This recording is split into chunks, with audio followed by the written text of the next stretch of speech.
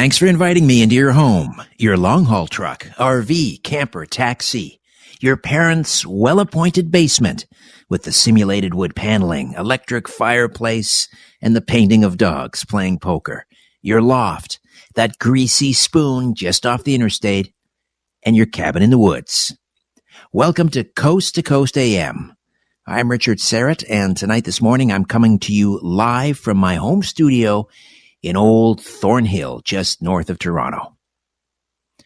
Once upon a midnight dreary, while I pondered weak and weary over many a quaint and curious volume of forgotten lore, while I nodded, nearly napping, suddenly there came a tapping, as of someone gently rapping at my chamber door.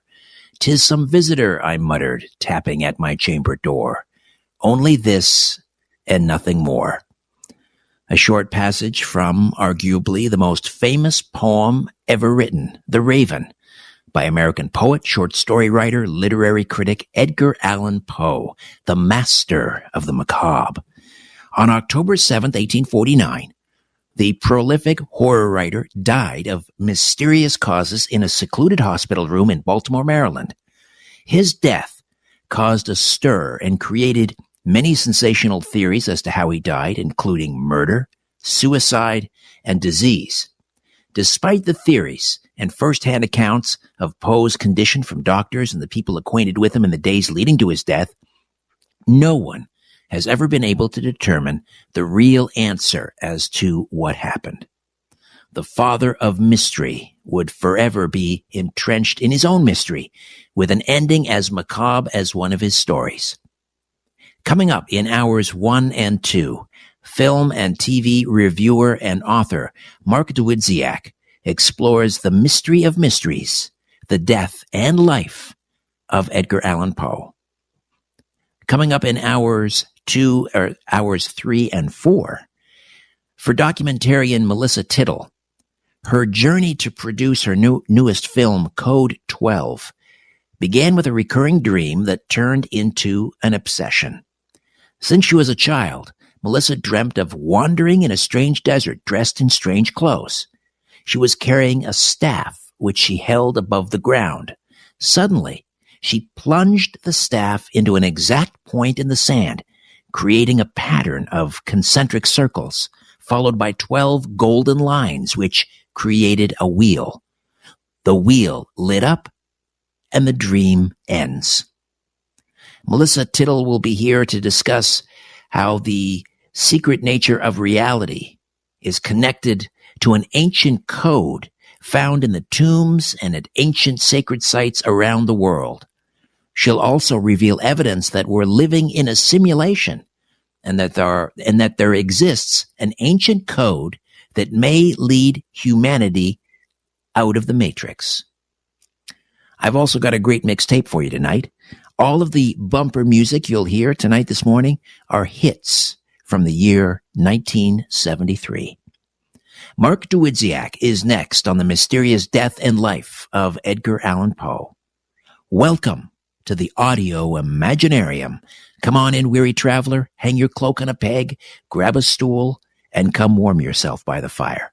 There are stories to be told, and you are among friends. I'm Richard Serrett, and this is Coast AM. Why don't you stay a while? Mark Dawidziak's many books include fiction and nonfiction, works in the horror field and on Mark Twain, volumes of theater and television history. A theater, film, and television reviewer for more than 35 years, Mark has been the TV critic at the Cleveland Plain Dealer since 1999. He's also an actor and a director, and he often plays Mark Twain and Charles Dickens in productions staged by the largely literary theater company, the touring troupe he founded in 2002 with his wife, actress Sarah Showman. He's an adjunct professor at Kent State University, where he teaches 2 classes each semester, reviewing film and television and vampires on film and television. And his latest book is A Mystery of Mysteries, The Death and Life of Edgar Allan Poe. Mark Dawidziak, welcome back to Coast. How are you? Good to talk to you again. Just looking at the title and, the order of the words, very important here. A Mystery of Mysteries, but then you have the death and life of Edgar Allan Poe. Why do you put the death first and then the life? Well, that was a very, very conscious choice because any discussion of Edgar Allan Poe always seems to start with his death and the mystery surrounding his death, and that is kind of a reversal of your standard biography. Your standard biographies begin at the point most life stories begin, when somebody is born. And with Poe, it always seems to be reversed. We always seem to come in at the end, and we always sort of start with this wonderful mystery that, and actually it is a double-barreled mystery, because there's not just the mystery of how Poe died, what killed him, but also of the missing days that precede his death. He goes missing for several days before he's discovered on October 3rd, disheveled, wearing clothes that are not his own, insensible, sitting on a plank between two barrels in front of a polling place in Baltimore. And so we have two mysteries, really. What happened to him during those missing days? And no witness has ever come forward to say, oh, I saw him on the streets of Baltimore, I passed him, or I was on that steamer that took him from Richmond to Baltimore. Nothing. There's a complete curtain that descended on those missing days. And that's an irresistible mystery, isn't it? Especially for somebody who created the modern detective story. He dies under circumstances which are reflective of his two greatest literary achievements. He invents the modern horror story, and he dies under circumstances which would not be out of place in one of those horror stories, and he dies leaving us a double-barreled mystery which would not be out of place in one of his mystery stories. Well, that is just the greatest literary stage exit of all time. There are some mighty good literary stage exits through history, but that's bound to keep you alive. How you died, in essence, keeps you alive. But there was another reason I reversed the order of the death and life of Edgar Allan Poe. His death is shrouded in mystery. One of the few things we know for absolute certain sure is that Edgar Allan Poe stopped drawing breath on October 7th, 1849. We also know that the next day he was buried in a small Presbyterian cemetery, a ghastly affair attended by very few people, pathetic, really. It was a cold, windy day in October in Baltimore. And then the next day, October 9th, he was buried yet again because a person he thought was a friend, really somebody who was nursing grudges against him, published an obituary in a New York newspaper that began with the words, Edgar Allan Poe died the day before yesterday in Baltimore. Some will be shocked, few will be grieved. And then it went downhill from there as he portrayed Poe as completely immoral, a reprobate. Any slander he could put on Poe, he did, and he was not done, this fellow, who had the wonderful name of Rufus Griswold. You can't even say that without sounding like some Victorian villain. Rufus Griswold. Try it. It doesn't. It comes with a Let me try it. Rufus Griswold. Oh, you're yeah, right. I mean, you you're can right. hear the audience hissing now, can't you? He somewhat did that. He becomes the villain. He really does the most harm to himself, because if anybody remembers the name Rufus Griswold, it's because of what he did to Poe. Why did he do that to Poe? Why did he do that? Why did he do that? Well, I think one reason was jealousy. I think he was very jealous of Poe's talent. Griswold fancied himself both a poet and an arbiter of literary taste, and Poe was better at that. So I think that was one reason. I'm sure at one point, Poe, who was fiercely honest in his opinions, probably said something which offended him, and for a brief time they were rivals, romantic rivals for the same woman. I think all of those things probably conspired to build up this hatred in Griswold, which Poe was unaware of. And Griswold isn't finished. He's going to spend quite a few more years obsessively flailing at the corpse, if you will, and he will add more and more crimes to Poe. And the damage that he did to Poe's reputation has not been undone to this very day. There are still so many myths and misinformation and misconceptions which have clung to Poe. And yet Poe gets the last laugh, and this is the other reason I reversed the title, The Death and Life of Edgar Allan Poe. You know they buried him again, don't you? In 1875, they dug him up.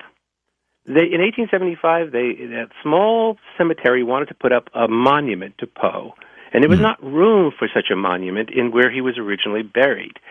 So they dug him up, and then they buried him yet again. In 18, so this guy keeps getting buried. And keep resurrected. That's a constant in all Poe stories. If anybody of you has ever read Poe stories, you know there's one truism. Nothing ever stays buried. Not in a Poe story. And Poe emerges from the grave triumphant. Poe outlives and outshines all of his enemies and all of the people who were supposed to outlive and outshine him, to the point that today he is the best-known, best-read American writer, not just in the United States, but around the world. That's why the title is reversed. What I know that it's the death and life, but let's begin with the life of Edgar Allan Poe for a moment. Sure. What are the important aspects of his upbringing that are important to understand that shaped Edgar Allan Poe as a person and as a writer? Loss and death. They are the two driving forces. He is born in Boston in 1809, the son of actors. And acting was a very, very tough profession back then. You had to travel from city to city. You were acting in theaters where the dressing rooms were rat-infested claptraps. If the hotels were not much better, you were traveling at all times of the year when something was raging. Maybe it was cholera, maybe it was typhoid, maybe it was yellow fever. You were always being exposed. And it was a very hard life because you had to learn a lot of different roles. It's not like today where you put on a play and you just do that play for a few weeks or maybe a few months. Back then, the theater-going audience was not large in each major city, so you had to do a new play every night. And Eliza Poe, Poe's mother, was one of the most acclaimed actresses in America at the time. She could do tragedy, she could do Shakespeare, she could do farce, she could do comedy, she could dance, she could sing. And if she wasn't doing that, she was probably moving scenery or taking tickets. From his mother, Poe gets not only his creativity, but his work ethic. Because Poe is going to produce a lot of work in his only 40 years on this planet. And Eliza Poe had a lot to do with it. But she dies when he's not yet 3 years old. And he was most probably at the deathbed. And then he was taken in by a Richmond family, the Allens. They took him in, and they gave him a good education, but they never formally adopted him. So he was always made to feel like a charity case and never fully accepted. His foster mother dies.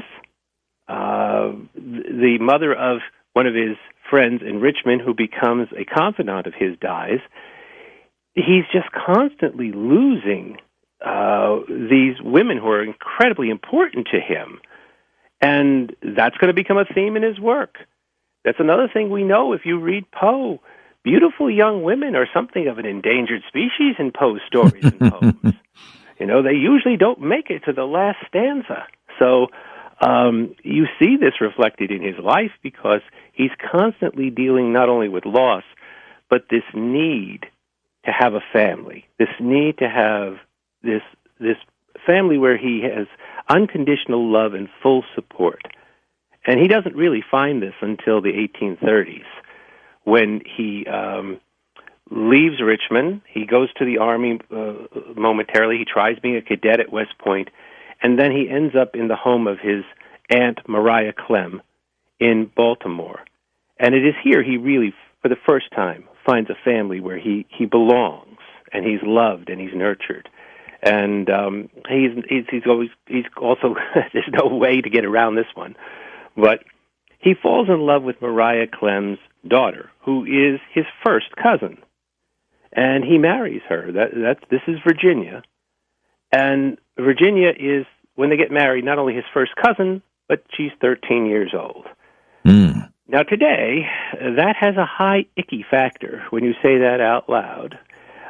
Back then, a lot of people married their first cousins. That was not uncommon, and there were child brides. That was not uncommon. Today, it's very difficult to hear that out loud. But whatever else you want to say about that marriage, it was a very happy marriage. His Aunt Mariah Clem becomes his mother-in-law, and his cousin becomes his wife, and the three of them are very, very happy together. It's a very loving household, and Poe feels accepted, supported, and loved in this. So whatever else you want to say about this marriage, it worked. But Virginia is going to die young, too. She's going to die at the same age as Poe's mother, and of the same thing, tuberculosis. And that's going to set up the last 2 years of his life, which are somewhat silly, because he goes on a frantic search to sort of replace Virginia, and he courts several women during this period, looking for what he knows he needs, which is the support of a home life, and that stability. And he's also starting to fall apart physically during those last 2 years. What do you think are the greatest misconceptions about Edgar Allan Poe? I mean, we have this caricature in our mind of him as being this dour, moody, maybe depressed individual who takes too much drink. And little of that is true. Was he drawn to the death culture of the time? Was he drawn to sort of those dark things? Well, of course he was. Lord Byron was his hero. He dressed in black. He fancied himself a romantic poet. But that's only a small part of who Edgar Allan Poe was. And I think most people would be astounded to know that Poe was athletic. He could win any jumping or leaping contests. He was an excellent boxer. As a young man, he swam the James River outside of Richmond against the current on a blisteringly hot day on a bet, and became a local hero for doing it. He was in the Army. He was a good soldier. He was promoted to sergeant. He could have made a career of the military. And he never lost that kind of military gait. That's the way he walked. He walked briskly and upright. He wasn't the dour, melancholy, hollow-eyed guy up in the attic that we have made of him. He had a great sense of humor. And I think that's the thing most people would be astounded at about learning about Poe. We deny Poe a sense of humor. And it's the first thing almost every single person who does horror has as a basic tool in their kit. If Stephen King, Wes Craven, Anne Rice, all of these people who do horror and have done horror, that's the one thing they've had in common. And as Robert Bloch, who wrote Psycho, said, well, of course, if you did not have a sense of humor, you'd go crazy. You need a sense of humor to ground you if you're going to do this kind of thing. And horror writers tend to be very funny people. If you interview them and you get to know them, you realize these are not depressed people. These are very upbeat, funny people for the most part. So if all of these people were like this, doesn't it make sense that Poe was like this as well? Well, he was. Not only did he have a great sense of humor, not only was he a very funny guy and a personally engaging guy, but he also wrote a lot of humor. He, in fact, wrote as much humor as he did horror. We just don't read the humor anymore. We read a small amount of his stories, which have continued to make his reputation, and those stories, almost all of them fall on what I'd call the spooky side. And that has fed the stereotype as well.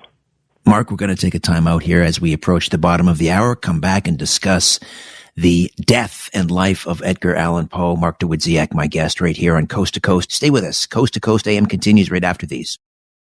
Welcome back. Say hello on Twitter at Richard Syrett. S-Y, because I love you, R-E-T-T. In 2017, a mysterious comet dubbed Oumuamua fired the imaginations of scientists and the public alike. It was the first known visitor from outside our solar system. It had no bright comma or dust tail like most comets, and a peculiar shape, something between a cigar and a pancake, and its small size more befitted an asteroid than a comet. But the fact it was accelerating away from the sun in a way that astronomers could not explain perplexed scientists, leading some to suggest that it was an alien spaceship. Now, a University of California, Berkeley astrochemist and a Cornell University astronomer argue that the comet's mysterious deviations from a hyperbolic path around the sun can be explained by a simple physical mechanism likely common among many icy comets: outgassing of hydrogen as the comet warmed up in the sunlight. You can read more of this amazing story in the news section up at coasttocoastam.com.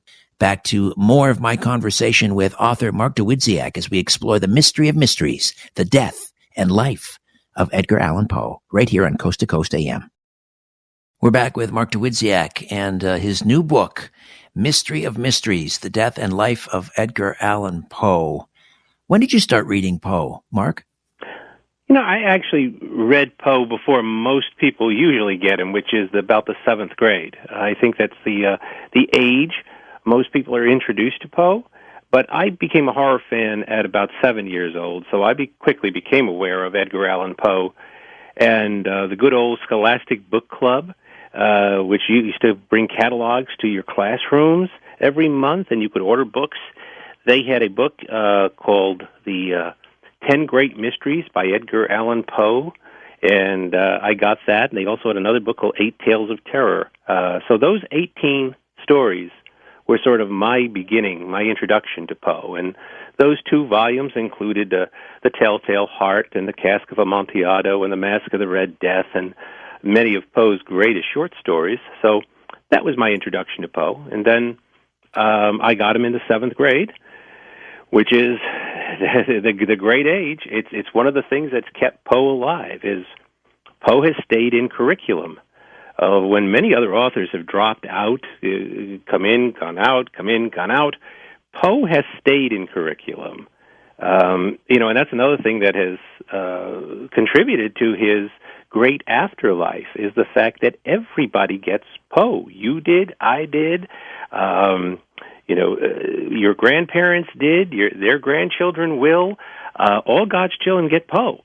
And it's wonderful. It's a great age to get it. When you're in junior high school, 7th grade, and for most people in the 7th grade, reading is a bloody chore.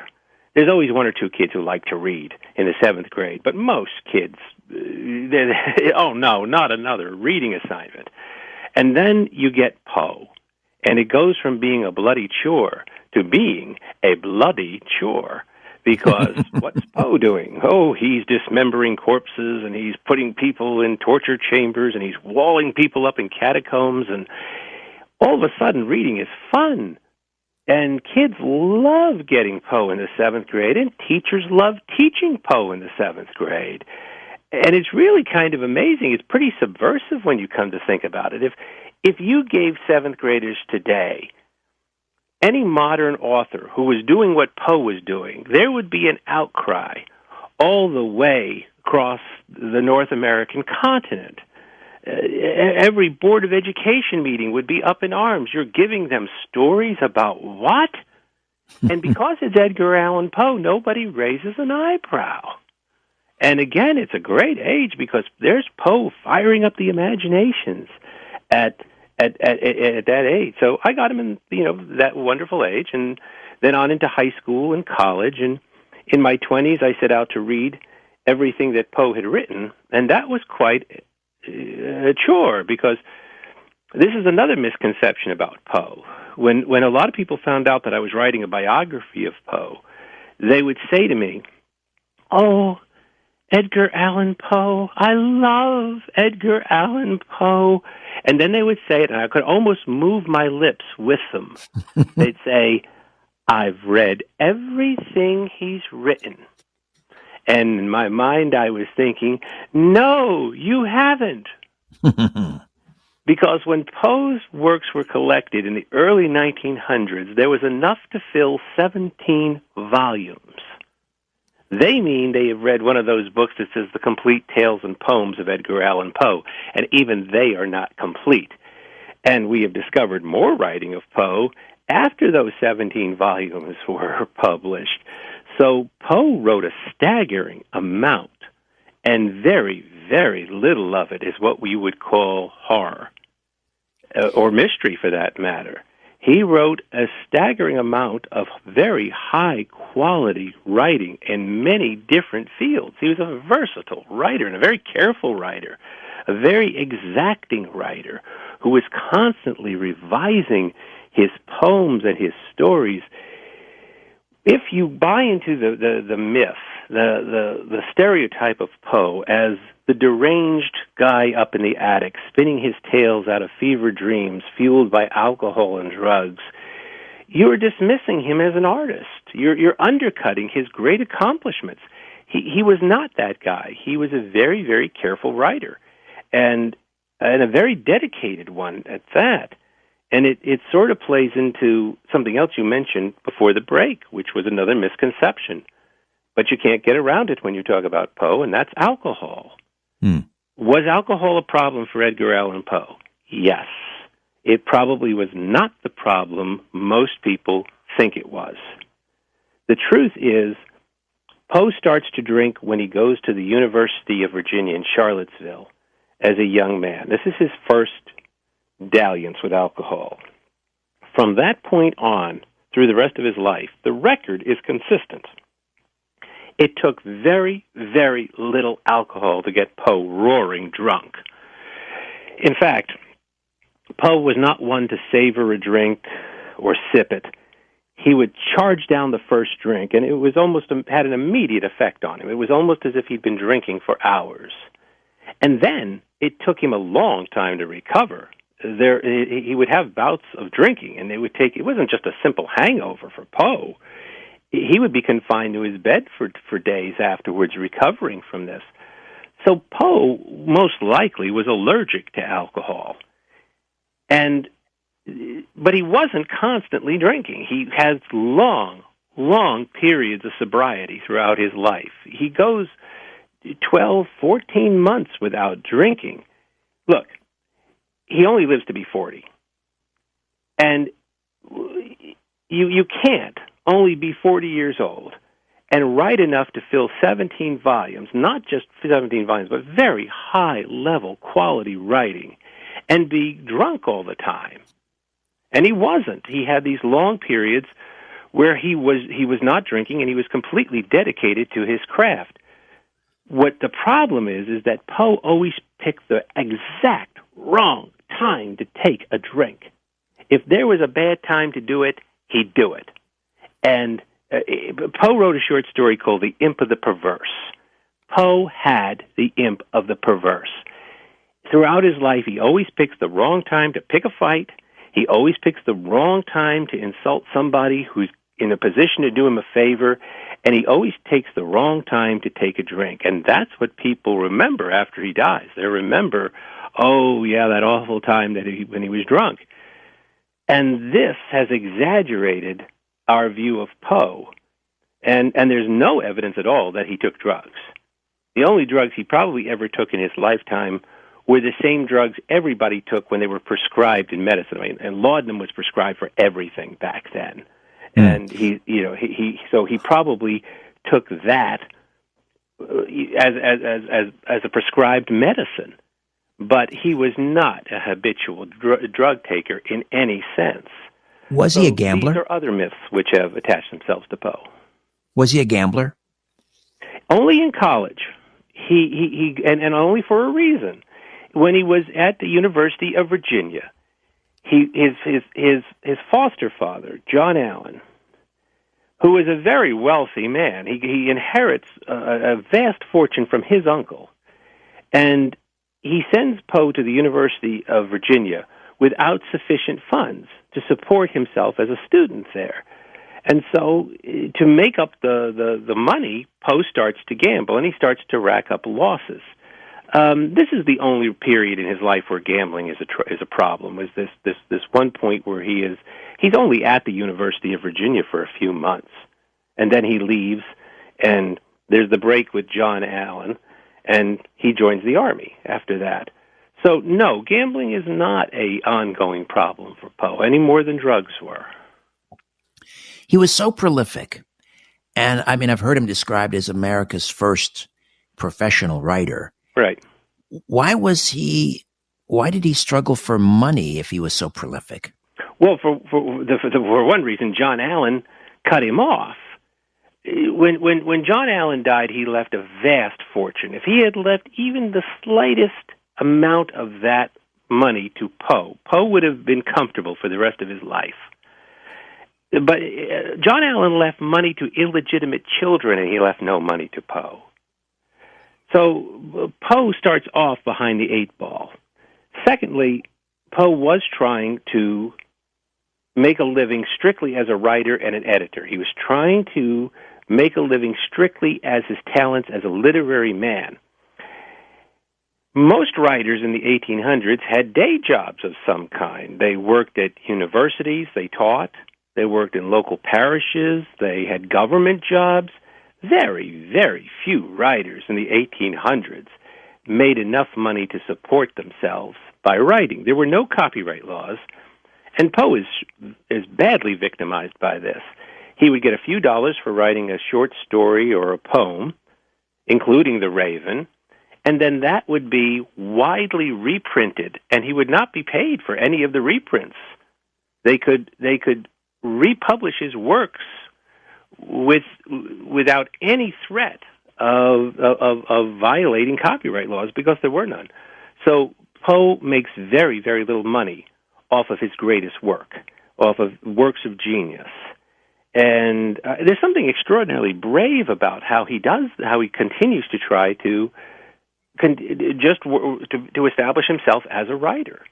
And he does an awful lot in just 40 years. You kind of forget that Poe dies as young as he does. When you're writing his biography, you're always aware of the fact that no matter where you are in his life, you're never that far away from the end. So this is why he wanted to start his own literary magazine, so that he could reap the benefits of his labor. This is the dream of his life, is to own and operate his own magazine, which he would have called The Stylus. And this was what he was doing in the last months of his life. He was trying to drum up support for this magazine. And it looked like it was finally going to happen. He had a backer. It looked like it was finally going to happen. Actually, as bad shape as he seems to be in physically in the last months of his life, he actually has a lot of things finally going right. Not only does it seem like the magazine might be a reality, but he looks like he's got himself engaged to his childhood sweetheart, Elmira Royster Shelton, who is now a widow in Richmond, and they seem to have reached an understanding. So he's got it looks like he's going to get married. It looks like the magazine is going to work, and he's actually got a blossoming of. You see, after Virginia dies, Poe enters into one of the very few fallow periods of his life. He's always writing. He's a compulsive writer, and again, he wrote a staggering amount of things of all different types and genres. But after Virginia dies, he goes into a spiral, and this is one of the very, very few periods of his life where he's really not writing very much. And then at the very end, there's this wonderful blossoming and this triumphant return to poetry. He writes some of his very, very best poems at the end, including The Bells and El Dorado and Annabel Lee, which is actually published posthumously. He gives it to two different editors in those last months. And Annabelle Lee, one of his greatest poems, is it comes out of this last wonderful return to poetry that he has. So there's a lot going for him in this last year. It's not like this last year is just depression and a downward spiral. He's got a lot of reasons to live in this last year. So let's we've got about 2.5 minutes or so before the top of the hour, and we'll take a break. So let's just start to assemble this timeline of his last days. I guess beginning the end of September 1849, when he's supposed to get on this ferry from Richmond, Virginia, to Baltimore, Maryland. That's right. He has spent the summer in Richmond. He has a lot of friends in Richmond. He grew up there. It's the city of his heart. And he also has seemed to have won Elmira to be a fiancé, and he is heading north. He's actually living in New York at the time in a small cottage in what is now the Bronx, and he's heading back. He gets on a steamer, and that's it. At that point, there's nothing until October 3rd when he is discovered on the streets of Baltimore, and those sets up the mystery of the missing days. Right. Just give us, we've got about 2 minutes here. Just paint us a picture of what Baltimore is like in the mid-19th century.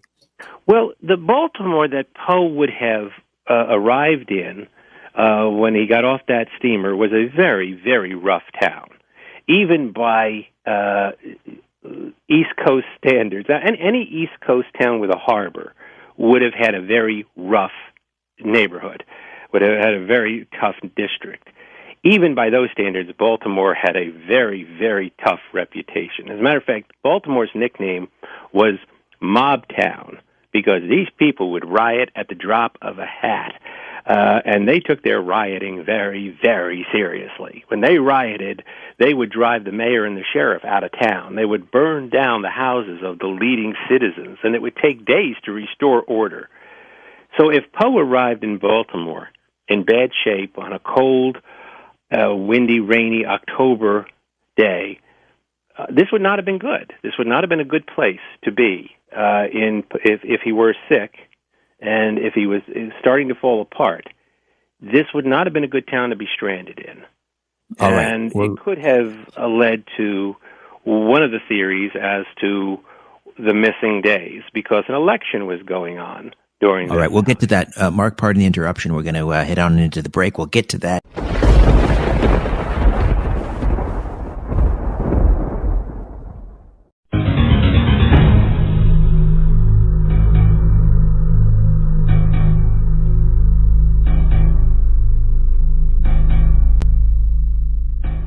Welcome back to Coast AM. Richard Syrett coming to you live from my home studio in Old Thornhill, just north of Toronto.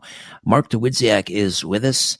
He's a theater and television and film reviewer, and for more than 35 years has been the TV critic at the Cleveland Plain Dealer. His latest book is A Mystery of Mysteries, The Death and Life of Edgar Allan Poe.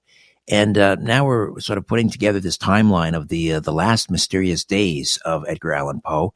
He boards a ferry from Richmond, Virginia, going back to his home in New York City by way of Baltimore, which you've described as this very rough and tumble town, mob town, I guess because of its propensity to riot at the drop of a hat. You also mentioned that when he arrives there, they're in the midst of, I guess, a municipal election? Why is that important? Well, it's important because he arrives at a time when roving gangs of political thugs would Shanghai people and turn them into repeat voters. They would force them to go from polling place to polling place, voting for their candidate. This was a very common practice in major American cities. Baltimore was one of the cities which had refined it to a fine art, and it is possible. One of the theories that have been put forward to explain the missing days is that Poe was kidnapped by one of these roving gangs and forced to be a repeat voter. This might explain why he was found in clothes which were not his own, because sometimes they were forced to change clothes, so cutting down the chances of people recognizing them as repeat voters. It certainly could explain what would happen. This practice, by the way, was called cooping, because in between the times when you were being forced to vote, you were kept in isolated places, which were called pens or coops, and thus the phrase cooping came about. And one of the theories as to why Poe went missing was that he got cooped. Now, that's a very good Baltimore explanation as to explain the missing days.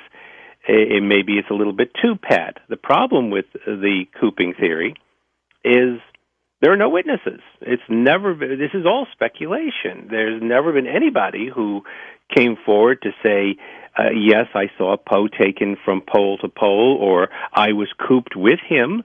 You'd think somebody would have come forward at some point after Poe's death and said, yes, this is what happened to him. So this is strictly circumstantial, this theory, because Poe happens to be in Baltimore at a time when an election's going on, and it explains things very, very neatly.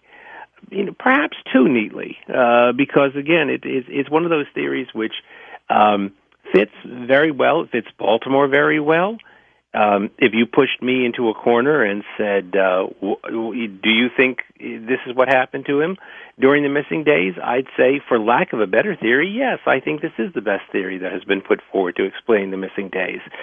Certainly nothing better has come forward, but once again, it's like everything else surrounding Poe's death. There's no real evidence. I mean, this goes back to the very first conversation I had with the editor at St. Martin's who suggested this book. When he suggested that I write a book about Edgar Allan Poe, we then sort of discussed what kind of book, and it quickly became clear he wanted one of those books which, seemed to arrive every 2 years, claiming to have solved finally the identity of Jack the Ripper. We seem to get that book every 2 years, right. And we'll probably get another one in 2 years, which will put somebody else, another candidate forward as the real identity of Jack the Ripper. Or where's Jimmy Hoffa? Right. My friend Dan Moldea thinks he's got the answer to that. Mm-hmm. But in the case of Poe, and this is what I said to the editor is, if that's the type of book you want, you better go find yourself another lunatic, because this one's driving away. You're asking for the impossible. First off, there was no autopsy. And had there been an autopsy, it would have been worthless. It would have been worthless because very few people knew how to conduct an autopsy in 1849.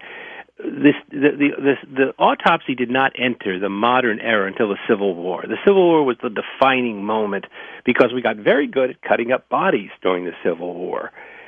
And even if an autopsy had been performed, it would have been performed by somebody who probably didn't know what he was looking for, and it would have been conducted with the equivalent of butcher's knives.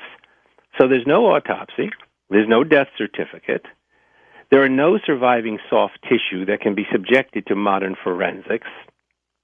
There are no reliable witnesses. In fact, the witnesses that do exist to Poe's death are not only unreliable, they contradict each other, and they contradict themselves. The attending physician, John Moran, the one person in this story who we need to be precise, reliable, and consistent, is none of those things.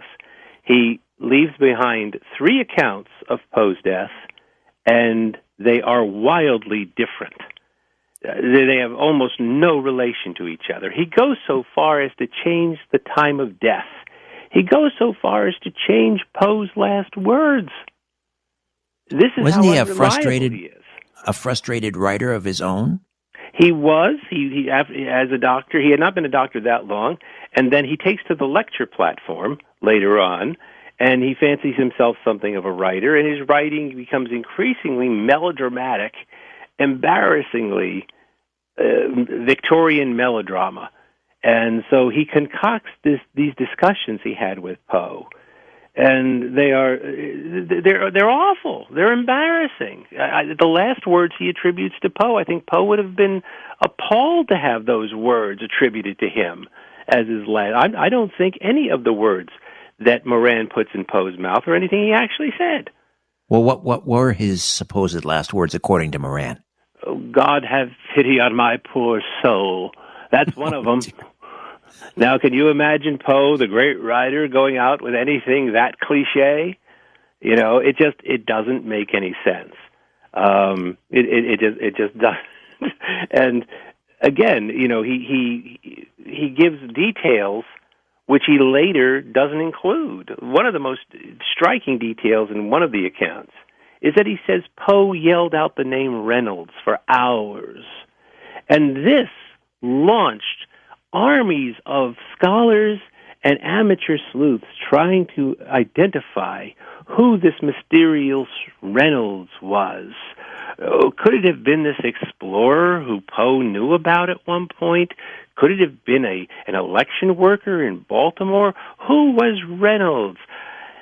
In the second account of Poe's death, he leaves that out completely. Now, that was if Poe yelled that name out for hours, don't you think that little detail would be in all three accounts of Poe's death by the attending physician? By the second account, the name Reynolds is now given to a family who supposedly visited him. I'm not convinced that he ever even yelled the name Reynolds. And this is the problem with with the evidence surrounding Poe. There is so much contradictory evidence.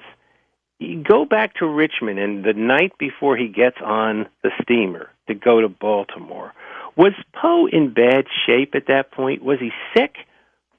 Well, Elmira Royster thought so.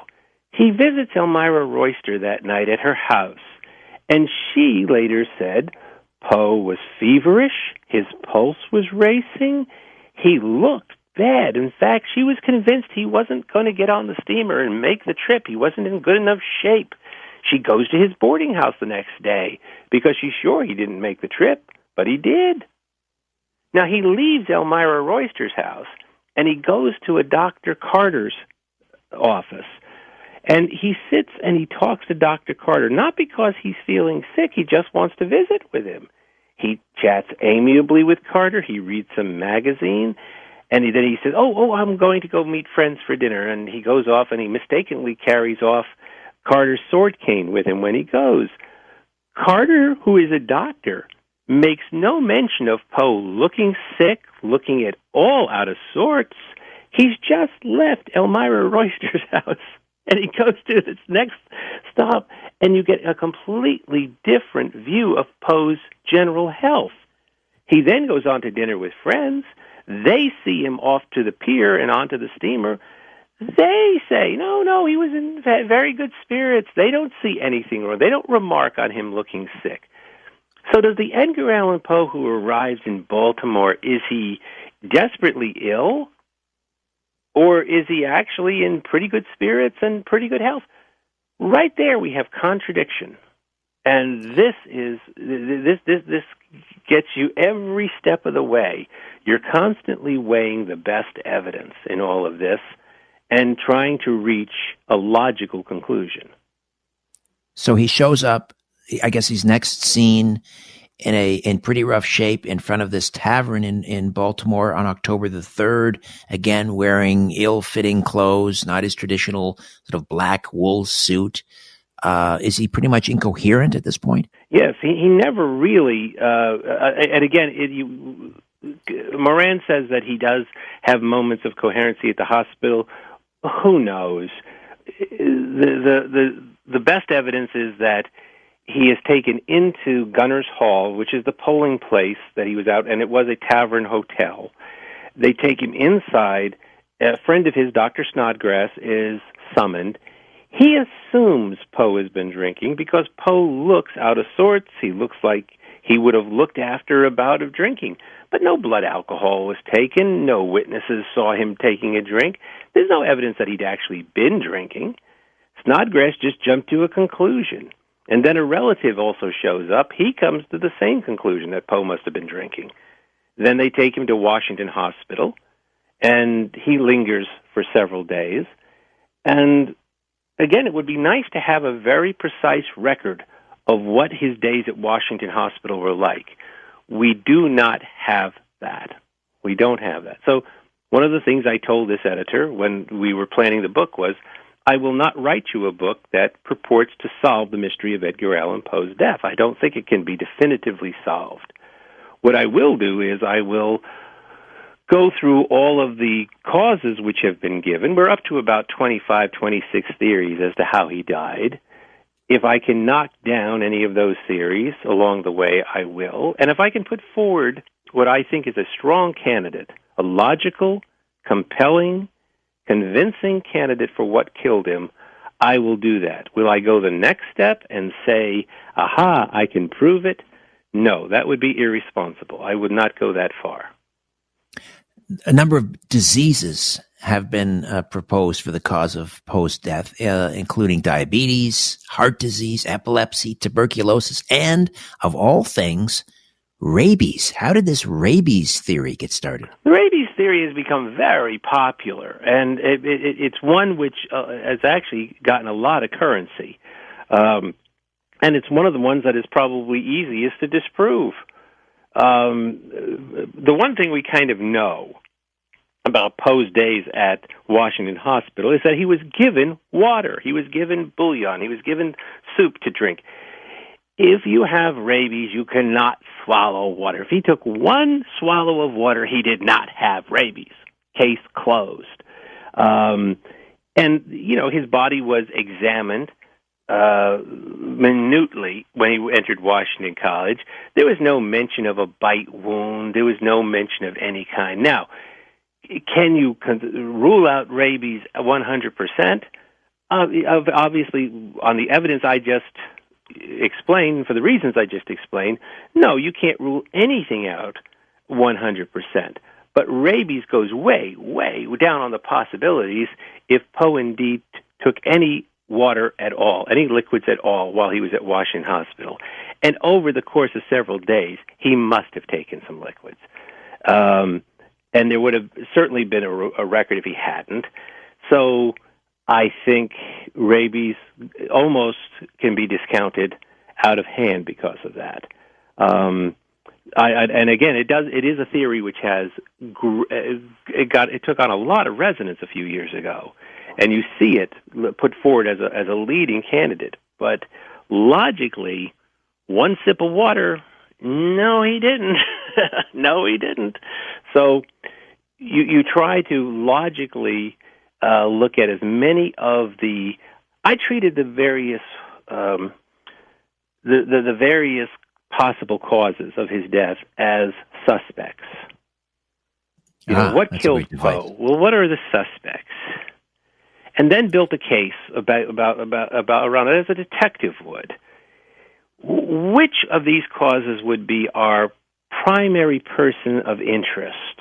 What would we have back in the room again and again? Who would be interrogating again and again? And what accomplices would we have in the room? What accomplices make the most sense? And that's why one of the ways I approach this biography, which is not the way most biographies of somebody who died in 1849 would be done, is I did interviews. Well, who do you do interviews with? I mean, Poe died in 1849. Nobody is alive who knew Poe. Nobody's alive who knew anybody who knew Poe. I interviewed medical historians. I interviewed forensic pathologists. I interviewed forensic archaeologists. I interviewed Poe scholars who have spent lifetime studying minute aspects of Poe's life and his writing career. I interviewed true crime writers. I interviewed an FBI agent, not just an FBI agent, but John Douglas, the pioneer of the FBI's profiling team. John agreed to look at the evidence and give me his opinion. Mark, I got to jump in here. Pardon the interruption. We're rolling into the top of the hour, the bottom of the hour. Where is the time going? We'll come back and get to some calls as well. Mark Dawidziak, Mystery of Mysteries, The Death and Life of Edgar Allan Poe on Coast to Coast AM. Welcome back. Say hello on Twitter at Richard Syrett. An eerie photograph from a trail camera in New York State shows what appears to be a ghostly figure following a pair of hunters. It was shared with Coast to Coast AM by Jesse Grandal. The chilling image was captured in December of 2021 as her husband, Bob, and their daughter were out hunting on their property in the community of Savona. The unsettling photo went unnoticed until last week when he was going through his trail cam pictures from the past few years and noticed the spooky, translucent figure behind them. He made me look at it, and I asked him who was with them because I don't remember them taking anyone hunting with them, Jesse recalls. And he said no one. They were both a bit freaked out by it. Intriguingly, Jesse tells Coast her husband subsequently shared the photo on social media, and a friend's father seemingly recognized the individual, the ghostly figure, as a man named Paul, who used to live in the house, and he hunted those same woods. But he moved out of the place in the late 2003 or early 2004, and he died a couple years later. According to Jesse, she never met the man, and the family do not know what he looked like. You can check out that photo for yourself. It's in the carousel up at coasttocoastam.com. If you like what you hear from me tonight, this morning, and you want to check some more information about me out, you can visit my recently redesigned website, strangeplanet.ca, strangeplanet.ca. And right from that website, you can stream and subscribe to my podcast, Richard Syrett's Strange Planet. New episodes drop every Monday, Wednesday, Friday, Richard Syrett's Strange Planet. And if you want to get deeper into Strange Planet, you might want to think about a premium subscription. There are 3 subscriber tiers to choose from. You can get access to commercial-free listing, a free subscription to my monthly newsletter, discounts on merch, and even an exclusive monthly Q&A with me over Zoom. Strangeplanet.ca, strangeplanet.ca. To your calls for Mark Dawidziak on the death and life of Edgar Allan Poe when Coast to Coast continues right after these. Mark, you said in trying to piece together the sort of the final days and the mysterious death of Edgar Allan Poe that you spoke with former FBI Special Agent John Douglas, one of the first criminal profilers. What did you ask him specifically about Poe? Well, I wanted him to look at the case. I wanted him to give me a practical view of whether this is a case which could be in any way solved by modern investigative techniques, modern forensics, the use of profiling. And, I think John came to the same conclusion that a lot of people who I asked to look at this, which was to say, you can build a very strong circumstantial case for something, and circumstantial cases do hold up in court, by the way, if they're strong enough, but that we're just too far removed from this for it to be subject to any kind of solution. We're just too far away from something which we can definitively say that we're going to solve this. However, one of the things that John gave me for the book, which was something I had not thought of before, which was Poe is credited as being the father of the modern horror story, the modern detective story. He was also in a lot of different things in his lifetime. And actually, in his lifetime, he was not best known as a poet or a short story writer. He was best known as a literary critic, and quite a harsh one. Our century has reversed that order. We know him first as a short story writer, then as a poet, and if you know it, then a literary critic. But John went farther and said he credited Poe with being the father of modern profiling. Now, I had never even thought of it that way, but he said if you look at how Poe approached the detective story and you look at his use of what Poe calls ratiocination, you have in it the origins of the technique, the modern technique of profiling. Well, to have him say that And his writing partner, Mark Olshaker, on the Mindhunter series, said the exact same thing, which is Poe doesn't get enough credit. We just stopping at saying he's the father of the modern detective story is not going far enough. In fact, we believe he is the father of modern profiling. Remarkable. Yes, it is, and Poe gets more remarkable as a writer the more you study him. All right, let's go to the phones on the wildcard line. Gary's in Scranton, Pennsylvania. Gary, good morning. Welcome to Coast AM. You're on the line with Mark Dawidziak. Hi, Richard. Thank you for taking my call. I just want to say I like to hear once in a while you play that Leonard Cohen song, "Famous Blue Raincoat." That's my favorite Leonard Cohen song. He's a fellow Canadian. You'd like him. Oh, but, I know. I'm familiar. Yes, very familiar. Yeah, my question for your guest is, I think it's very odd that Edgar Allan Poe passed away the way he did, and then Ambrose Bierce, another great mystery writer, he completely, nobody knows ever what happened with him. And I'll hang up and listen to the comment from your guest. Thank you. Thank you, Gary. Well, yes, Bierce disappears in Mexico, and there's never been an answer as to what happens to Bierce. The difference is that Bierce is quite elderly when he chooses to go to Mexico, and as many people think, he may have been going to Mexico to die. He was called Bitter Bierce. So Bierce is sort of at the end of the line when he disappears. Poe is only 40 when he dies, and it's kind of interesting because you have this kind of like we have the rock stars who died at 27, the 27 Club. Yes, we have all of we have a lot of writers who died in their early 40s. F. Scott Fitzgerald died at 44. Robert Louis Stevenson died at 44. Anton Chekhov died at 44. Flannery O'Connor was in her early 40s. And all of them have one thing in common. We all think of those as lives cut short. We always think of them as, what masterpieces would we have been given had they lived?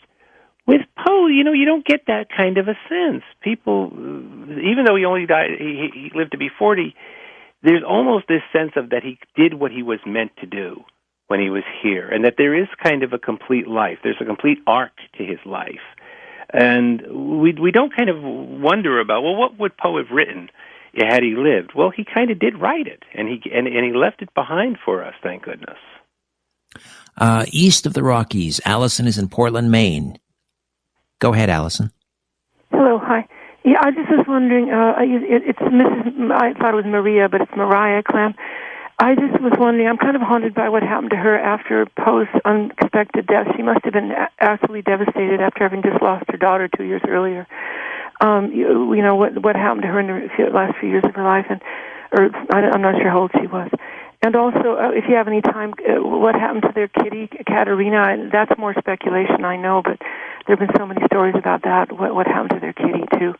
So if you have time to approach both those subjects, thank you. All right, sure, Allison, thank you. And that's a very perceptive question, because Mariah Clem, she not only loses her daughter, now she loses almost her entire family. She at the end, she's down to her beloved son-in-law, nephew, Eddie, and he was Eddie to her, and she was Muddy. That was her nickname, and so she loses her daughter, and then in 1849 she loses her beloved Eddie, and she's alone, and she lives a quite number more years, and she lives on the charity of a lot of different people who helped her get through. But it's a very sad. She is the tragically sad person in all of this, because of that household, that happy household. She's the oldest, and she's the one who's left standing at the end, and she's devastated. She goes on, and she soldiers on, but my goodness, she loses everything in that. And Katerina, the beloved cat, who was with the household from Philadelphia to New York and to the last days in the cottage in the Bronx. Katerina is almost symbolic of that loss, because after Eddie dies on October 7th, 1849, a short time later, she has to leave the cottage.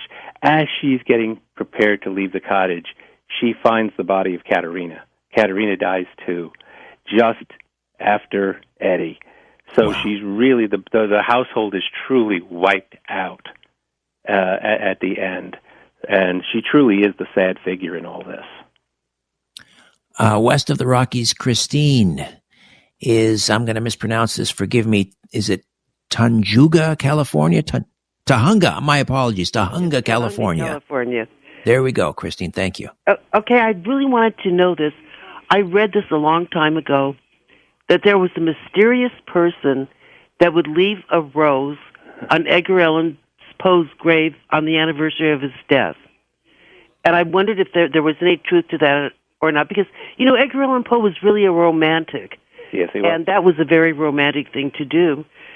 And then the other one was that Murder in the Rue Morgue, which was that stupid orangutan running around killing people.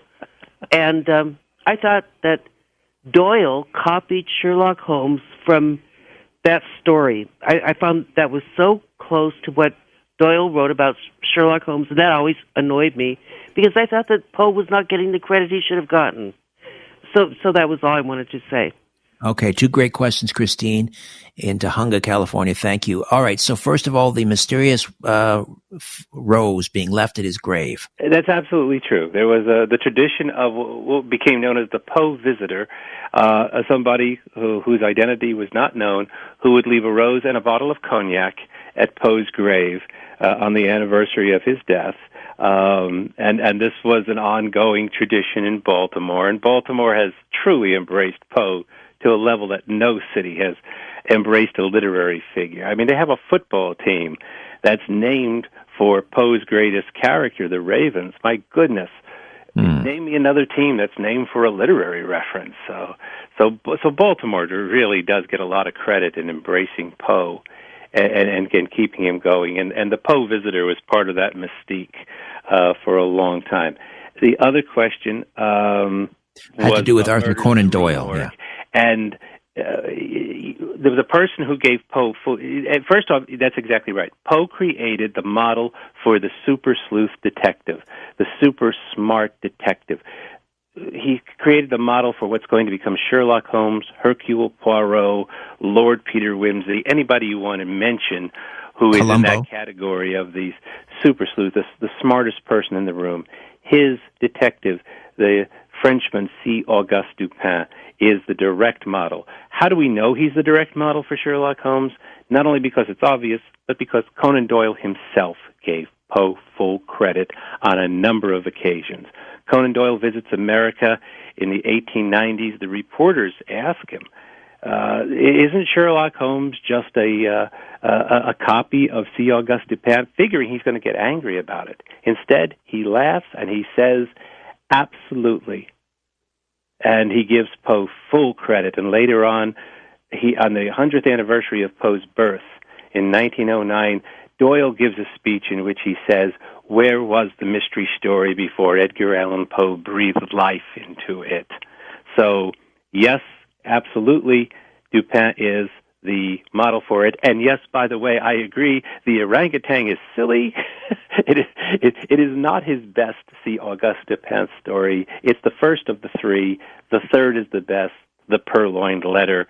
And the Purloined Letter is a case worthy of Dupin and Poe. All right, let's say hi to a first-time caller. Alan's in Trenton, New Jersey. Alan, good morning. Welcome to Coast. Hello. I went Hi there. to, I've studied Poe frequently in the Philadelphia house that's still standing. But here in Trenton, there is the Riverside Cemetery, obviously overlooking the Delaware, and in it you approach the column in commemoration of General George McClellan, and in front of it there's a door with a raven on the top of it. I don't know the man's name who died there, but it's said to be a grave for that man long ago, before the Civil War. And nearby is a woman who died, and the theory is that the man was suicide, and she buried him. But I wondered if you'd ever heard of this story and might be able to explain it. The presence of the raven on the Yes. Is that what you're looking for? The raven Okay. is on the door. All right. Any thoughts, Mark? I don't know anything about the cemetery, so I'm sorry I can't. But I will say, because you mentioned the Poe House in Philadelphia, it is one of 5 residences where Poe lived, and it's the only one that remains standing. And he wrote The Black Cat in that house. And if you go down into the basement of the house, you can really picture the black cat having been set there. But I really, although this is not what your caller asked, and I cannot shed any light on what he did ask, I do want to use the opportunity to say, Poe is associated with 5 American cities. Boston because he was born there, Richmond because he grew up there, Baltimore because he lived there briefly in the 1830s and died there, and New York because that's where he was living when he died. But there's a 5th city, which is crucially important, and nobody associates with Poe, and that's Philadelphia. And Philadelphia is where he did the bulk of his great writing. He lived in Philadelphia for 6 years, 6 of his adult years. That's not insignificant. And from 1838 to 1844, he lived in Philadelphia, and this is where he wrote all of his greatest stories: The Telltale Heart, The Cask of Amontillado, The Black Cat, The Fall of the House of Usher, The Pit and the Pendulum. They're all written in Philadelphia. So Philadelphia deserves more credit than it gets because for an association with Poe. How do we get a copy of A Mystery of Mysteries, The Death and Life of Edgar Allan Poe, Mark? Well, it's available at fine bookstores near you. It should be available at any Barnes & Noble or Books A Million. It also is available at Amazon or any of the ordering sites of your choice. It's from St. Martin's Press, so it's from a major publisher, so it's easy to get around the world. Mark, always a pleasure hanging out with you. Thank you so much. I learned a lot. Thank you for letting me talk about a favorite topic.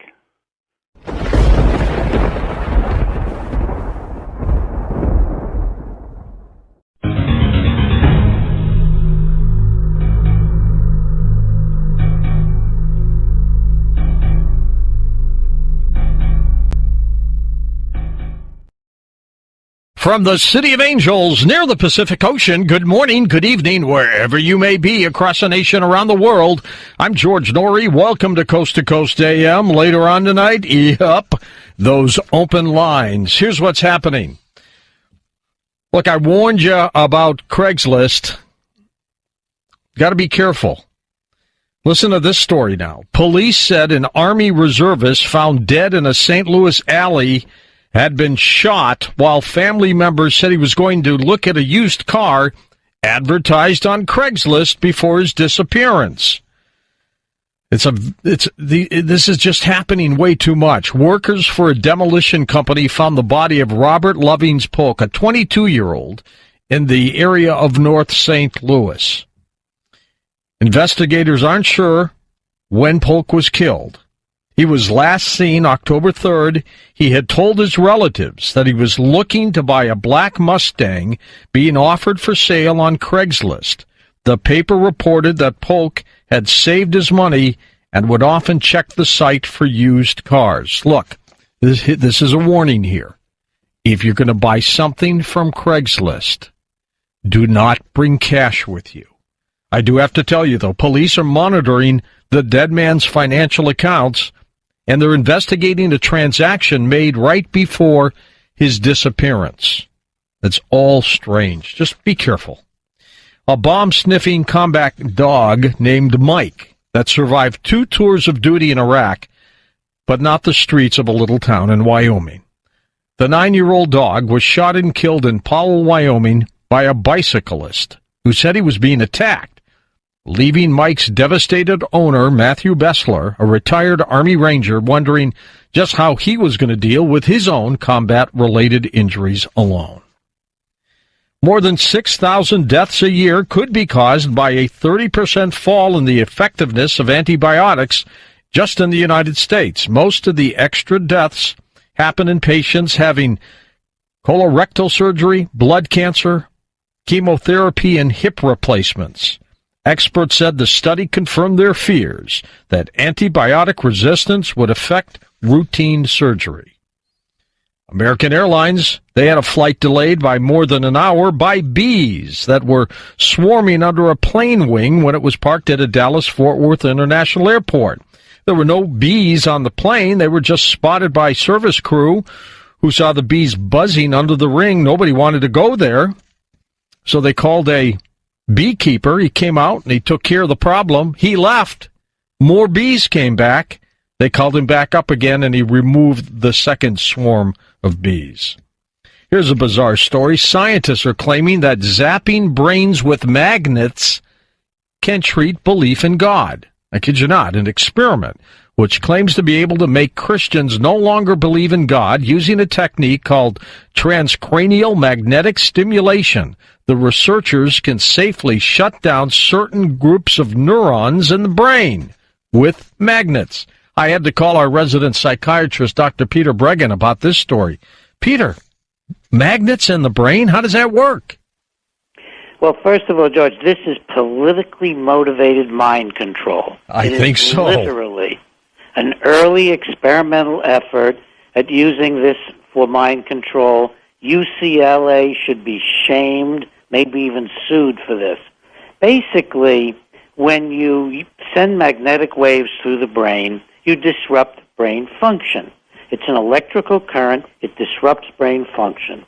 They aim this particular ray system, this magnetic system that disrupts brain function, to an area of the brain which is the same one that psychosurgeons like to operate on because it's got so many dense connections going on throughout the frontal lobes. It is, in effect, George, a frontal lobotomy.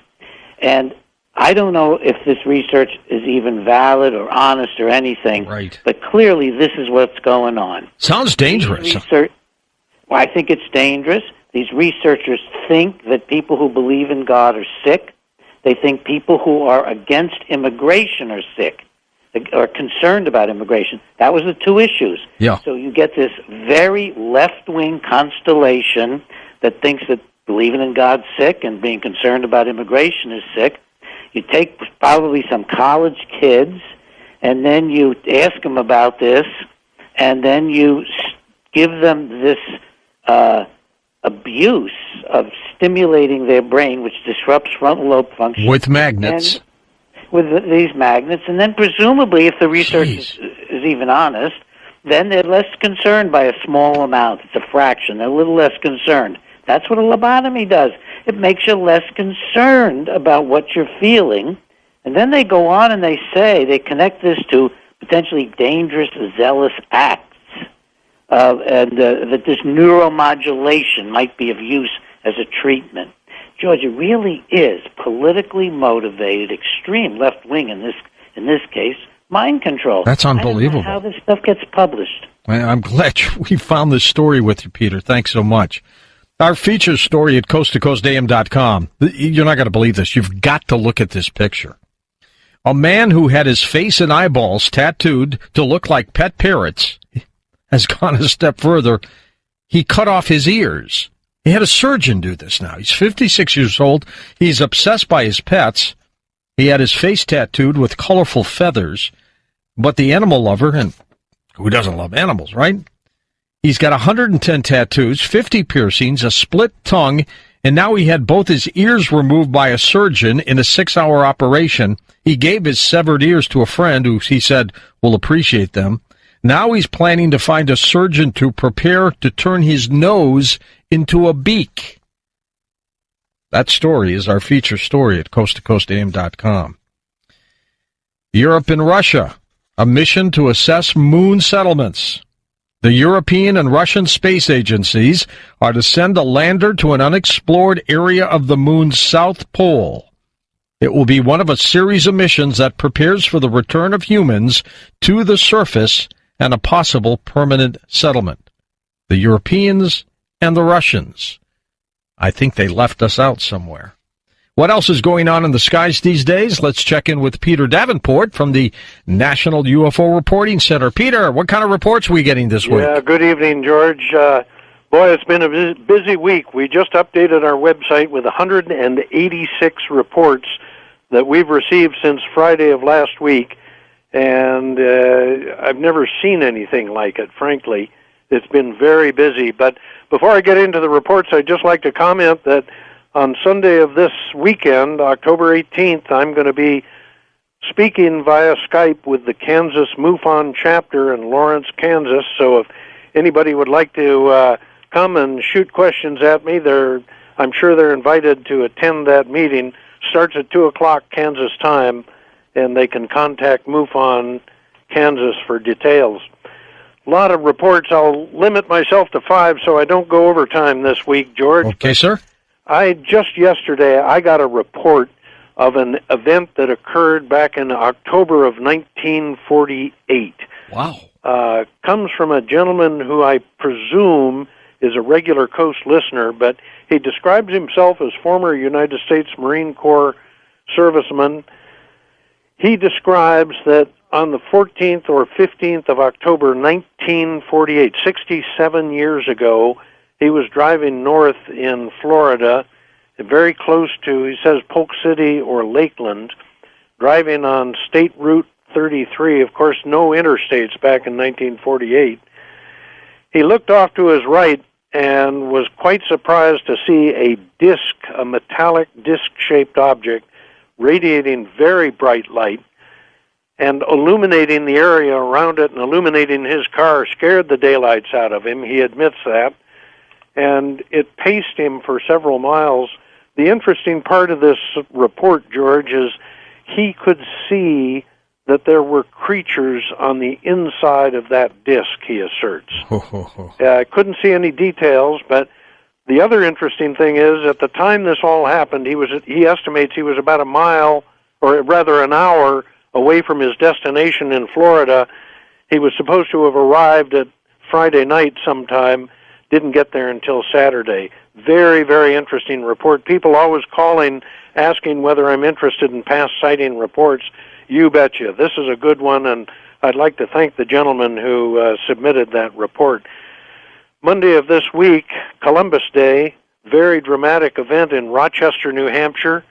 A gentleman was standing outside his house in a rural part of that community, looked to the northeast and saw an intensely bright strobing light, ran to get his wife. She came out, she saw it.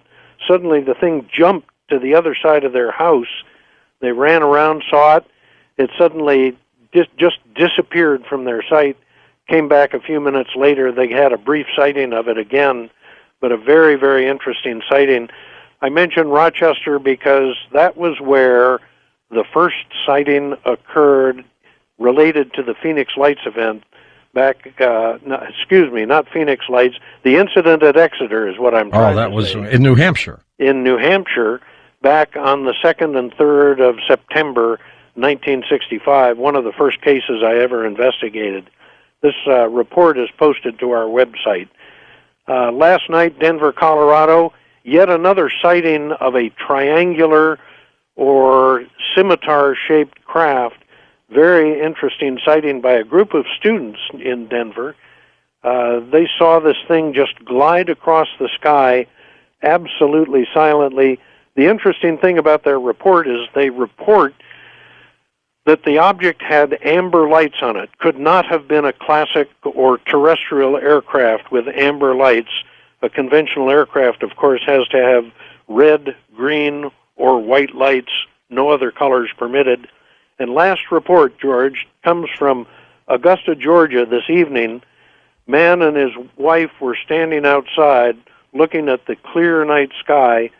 Suddenly, a yellow object, about half the size, half the diameter of a full moon, just glided right across them. And the interesting thing is they could hear it as it went over. We have no idea what it was. I haven't gotten a report yet, but we will have that posted the next time we update our website, UFOcenter.com. That's the website to go to. Peter, thank you. You have yourself a great Skype weekend, my friend. I'll be in Denver doing our Beyond Belief TV shows. Up next, we're going to talk a little bit about In the Shadow of Edgar Allan Poe on Coast to Coast AM.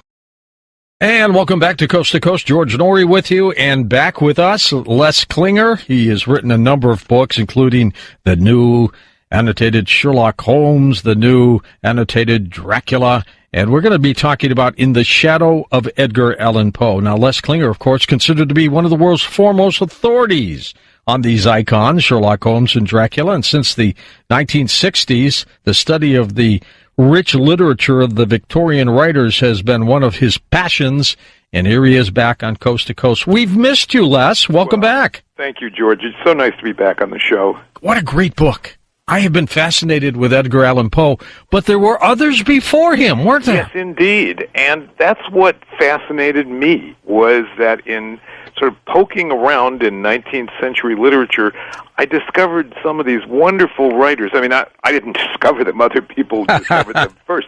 But I personally discovered some of these wonderful writers that, in my view, had just gotten lost in the shadow of Poe's greatness.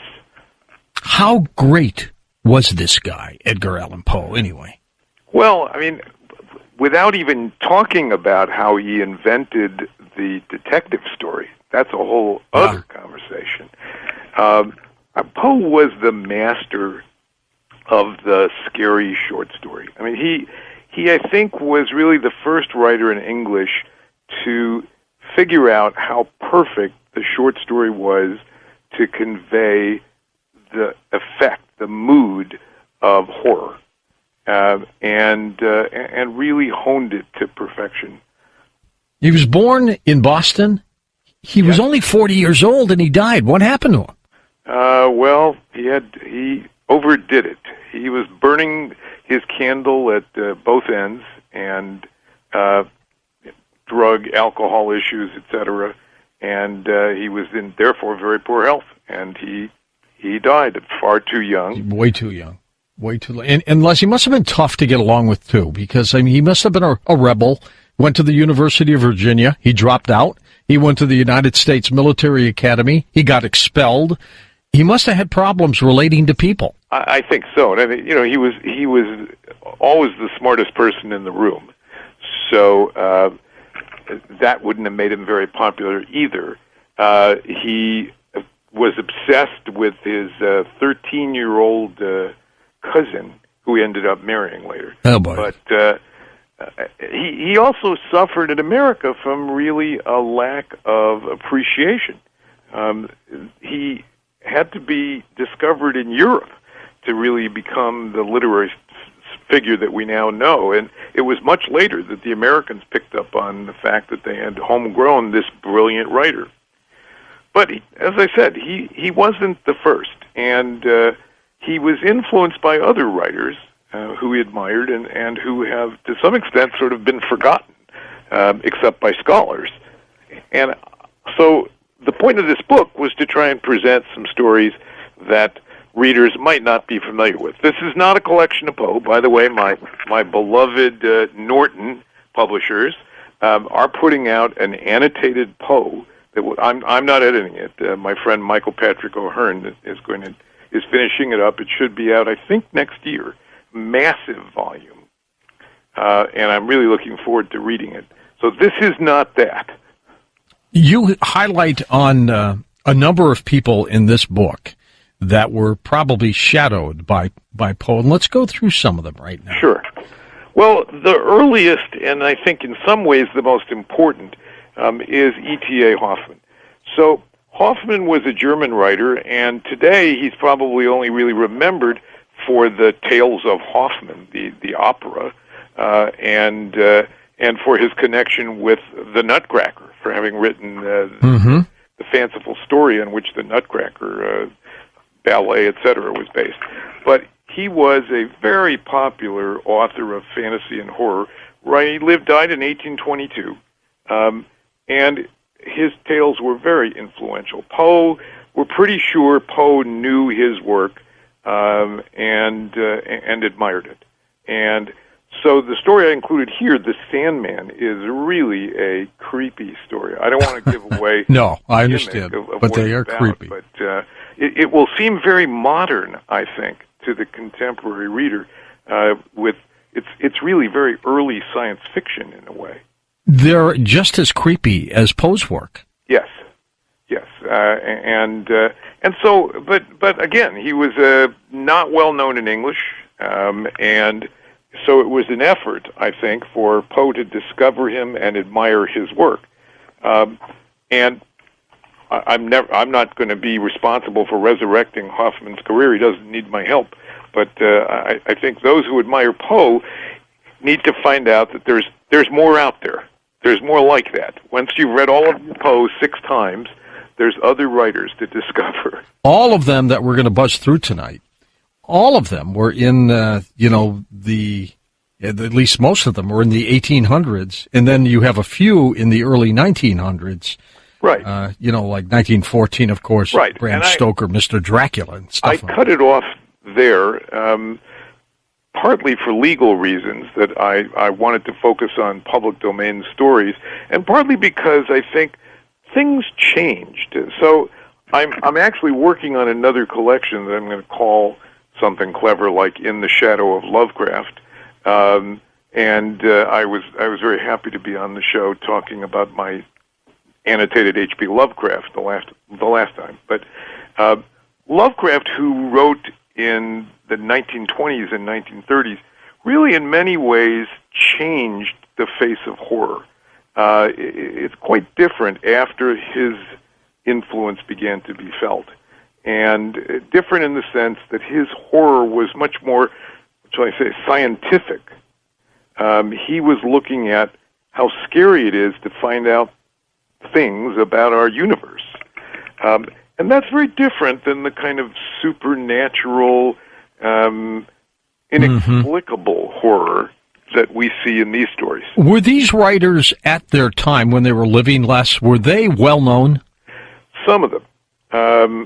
And some more than others, and for different reasons. Hoffman, for example, as I say, was quite well known. Another, Joseph Sheridan Le Fanu, was popular and was a newspaper and magazine editor and was quite successful in his career. Hold on for a second, Les. We're already at the break, but we're going to come back, talk more. Next hour, we're going to open up the phone lines and let you relate some of your favorite horror stories and authors. We'll be back.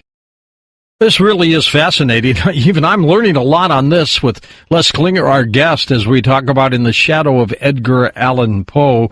Some great writers. I mean, absolutely great writers that were overshadowed because of the great works of Edgar Allan Poe. Okay, welcome back to Coast. Les Klinger with us, of course, In the Shadow of Edgar Allan Poe. Les, I'm going to jump around on some of these authors. I want to jump to Bram Stoker for a moment, of course. Was it the Dracula story that really put him on the map? No question about it. He wrote almost 15 books in his career, and Dracula stands so head and shoulders over the others. But he was trying his hand at sort of romances, adventures. He had other collections of short stories. The particular collection that this is drawn from is the collection now called Dracula's Guest. That was actually published after he died by his widow. And this and another story called The Judge are just fantastic pieces of horror fiction, totally different from Dracula.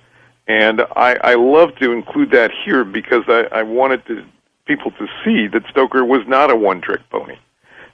He wasn't a great writer when it came to other stuff, but he has some brilliant short stories. The same is true, by the way, for Arthur Conan Doyle, and that was also a great pleasure. That, of course, everybody knows him for writing the Sherlock Holmes stories. That's right. Not as many recall that he wrote science fiction and adventure and historical novels and romance and horror. Wrote some brilliant horror stories. Did they make money in their day? Oh, certainly. Doyle was one of the highest-paid writers of the era. Stoker made some money. He didn't do all that well as a writer. He had his day job. He was the manager of the Lyceum Theater, Henry Irving's repertory company, and that paid his bills. His writing was just an add-on. Another writer included in the collection, Dick Donovan, was a prolific writer of mystery fiction. He did very well with his fiction. But again, not known as a horror writer, known primarily as a mystery writer, but has a great collection of horror stories. Well, you know, it's so amazing technology, because they didn't have television, they didn't have radio, right, but they had newspapers and they had books. And I would guess at that time, these individuals who wrote books, who maybe published articles in newspapers, they were the media superstars of their time, weren't they? No question. And you know, to put it in perspective, I mean, the reading public was growing very rapidly at this time as reading was being taught in the public schools for the first time in history, in the free public schools for the first time in history. Add on to that the advent of the railroad, which gave people, you know, free time. I mean, they're sitting on the train they're commuters now. So there was a tremendous surge in the growth of magazines and newspapers. And so those became the outlets for fiction. The short story really reached its peak in this time because it was perfect for a train ride. You could read the story going or coming to work. And so I would guess everybody who jumped on a train was holding something to read. Right.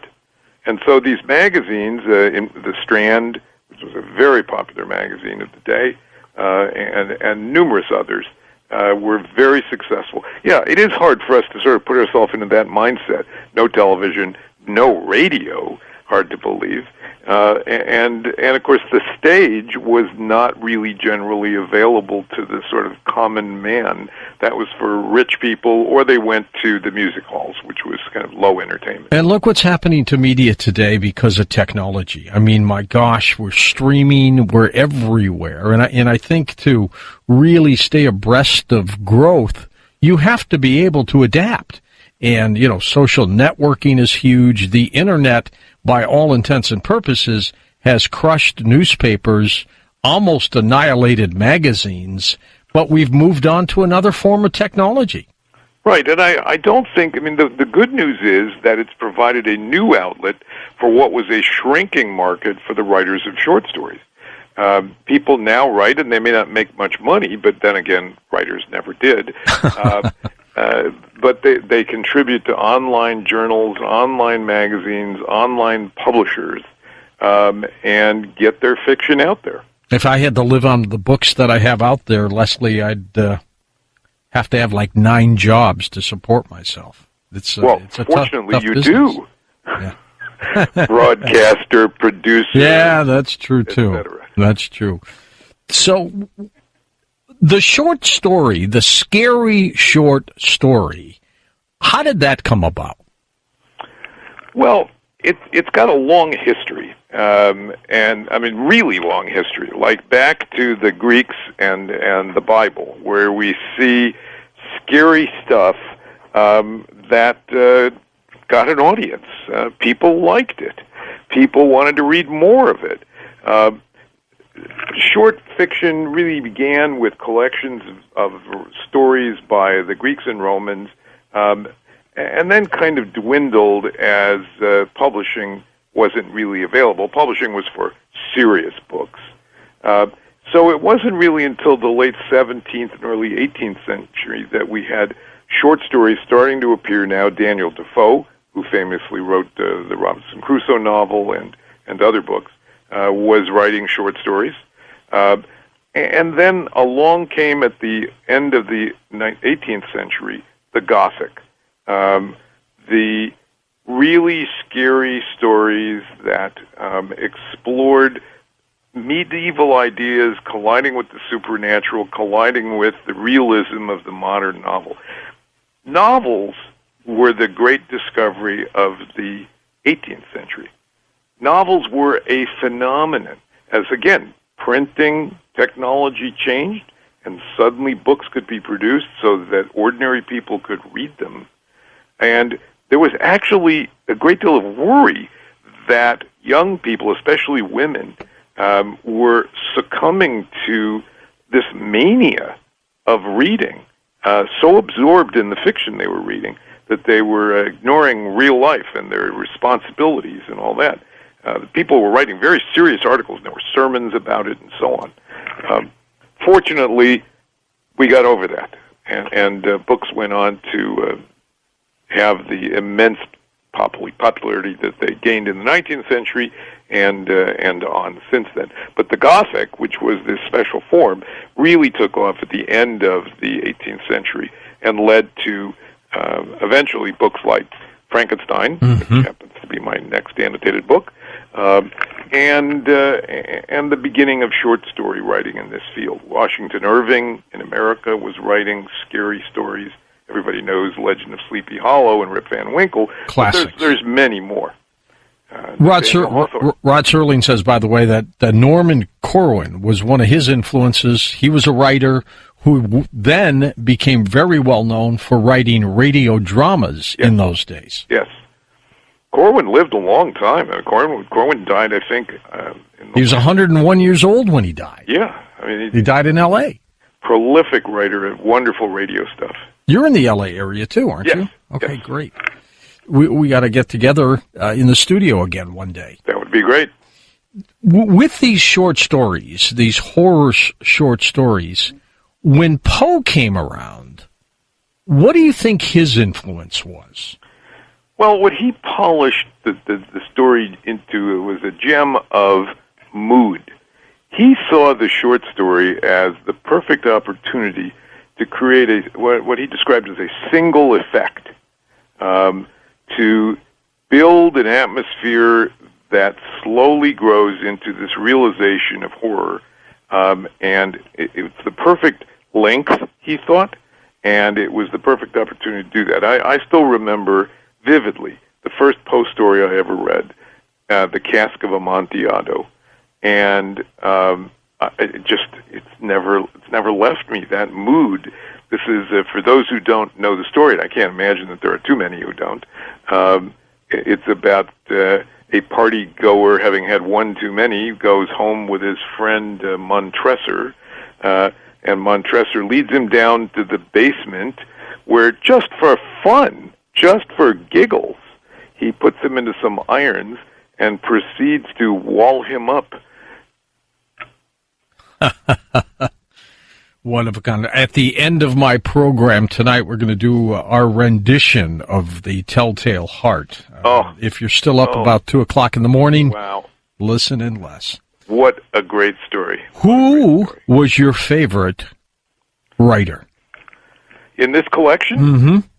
Oh, I'm very fond of the last one in the book. I'm sorry, near the end of the book. An obscure German writer named Hans-Heinz Ewers, who wrote an incredibly chilling story called The Spider. This has nothing to do with my long-standing arachnophobia. It's a story about a man mesmerized by, it's really almost the perfect phrase, mesmerized by a woman who may or may not be real, and just sucked into deeper and deeper into a nightmare that does not end well. Well, she was a psychic vampire type, yes, wasn't she? Yes. Yeah. And, it's interesting. I mean, there are echoes of this story in Lovecraft's brilliant Haunter of the Dark. I'm not sure that he read Ewer, but it's very similar in some respects to that story. It's also similar to a couple of novels. I mean, certainly Conan Doyle's novel, The Parasite, is a psychic vampire, and another very famous horror novel of the late 19th century called The Beetle by Richard Sheridan. But brilliantly done. So, I mean, that of this collection, that's probably my very favorite.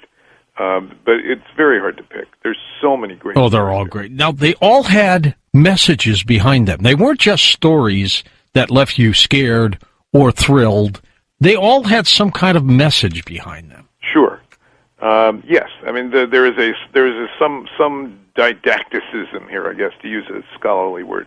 For example, I mean, the Yellow Wallpaper, which is actually a reasonably well-known story and read frequently in feminist studies and the like. Now, to find it in a horror collection is a little bit unusual these days, although she clearly intended it that way. Is a story by a wonderful woman writer named Charlotte Perkins Gilman, really about sort of the isolation of a woman suffering postpartum depression and her diminished role as a woman. I mean, it's about a woman going insane. Desiree's Baby by the now well-known feminist writer Kate Chopin is really a powerful, scary story about racial fear and the horrors of racism. But some of them have had sort of strange effects. Robert Chambers' story, The Yellow Sign, is a fascinating story because its sort of ripple effects keep going. Many Lovecraft fans were very excited to watch the first season of True Detective because it seemed very Lovecraftian, even though it was a detective story. And in fact, there are actually a number of references to Chambers' King in Yellow and The Yellow Sign in that arc of True Detective. This stuff that, it sort of gets under your skin, some of these stories, and they don't go away. Or most of the writers are men, though, aren't they? Most, but the 19th century produced some wonderful women writers, and there are more than one expects. So I think in the collection I've got 1, 2, 3, 4, I think 5 or 6 women writers out of 20 stories. Let's say Mary Shelley, when she wrote Frankenstein, that was when? When did she write that? In the 1800s? Earlier, 1818. Earlier, before even... before all of the stories except Hoffman's. Yes, Frankenstein is published in 1818. And she's incredibly young at the time, keep in mind. I mean, she's born in 1797. So, she's this 21-year-old girl when the book comes out. Technically, how did they write their books, and how did they publish them? These are most of these appeared in magazines. Really? But not all. Okay. Many of them appeared in magazines. That was the profitable outlet. You'd sell your story to a magazine, and then later, after you'd built up a body of them, you would collect them into a book form and publish them that way. A couple of them came out in books originally, but most of them appeared in magazines. Just amazing. Truly amazing. Now, back to Poe for a second. At least anybody forgets about this guy. What was his big hit? What really got him on his road to success? He was the editor of a magazine, and Chambers, I think, is the name of the magazine. And so he could slip his own stories into the magazine. But eventually, his first collection was called Tales, and it was a collection of his own stories. And it, as I said, was successful in England and the continent, and that was really what cemented him in the heavens of mystery writers and horror writers. Was that collection of short stories?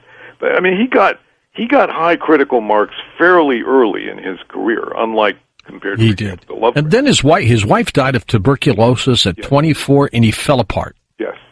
He fell to drinking. He fell into the bottle. Yep. Many say. And, he was not the most stable guy. These stories are reflective of a pretty disturbed person. Yes, you got to be a little macabre to write these kinds of stories. Yeah. I'm not sure you have to be. It's interesting.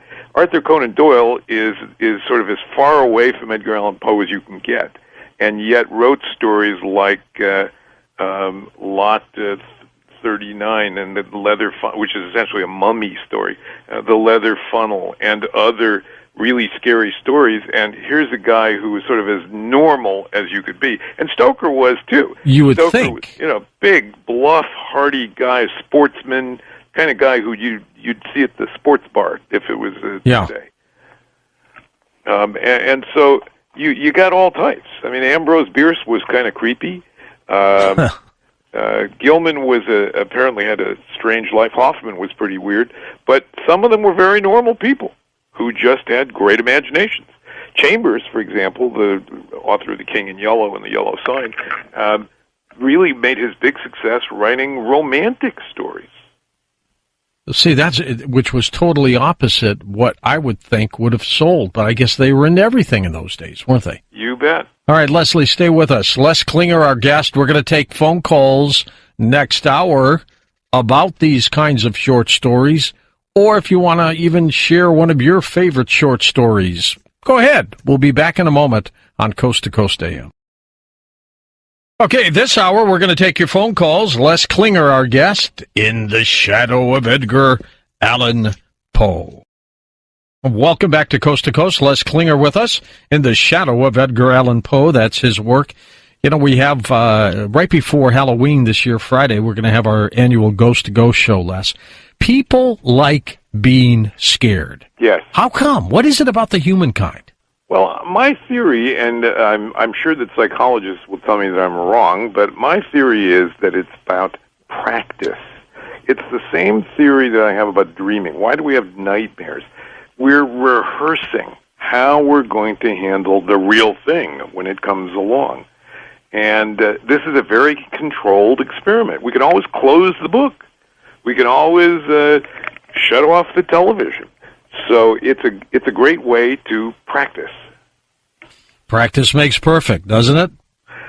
Sometimes. I mean, I wouldn't want to actually have the real thing of some of these things happen, but it's good to practice. Are many of these made into little movies or TV shows? Yes.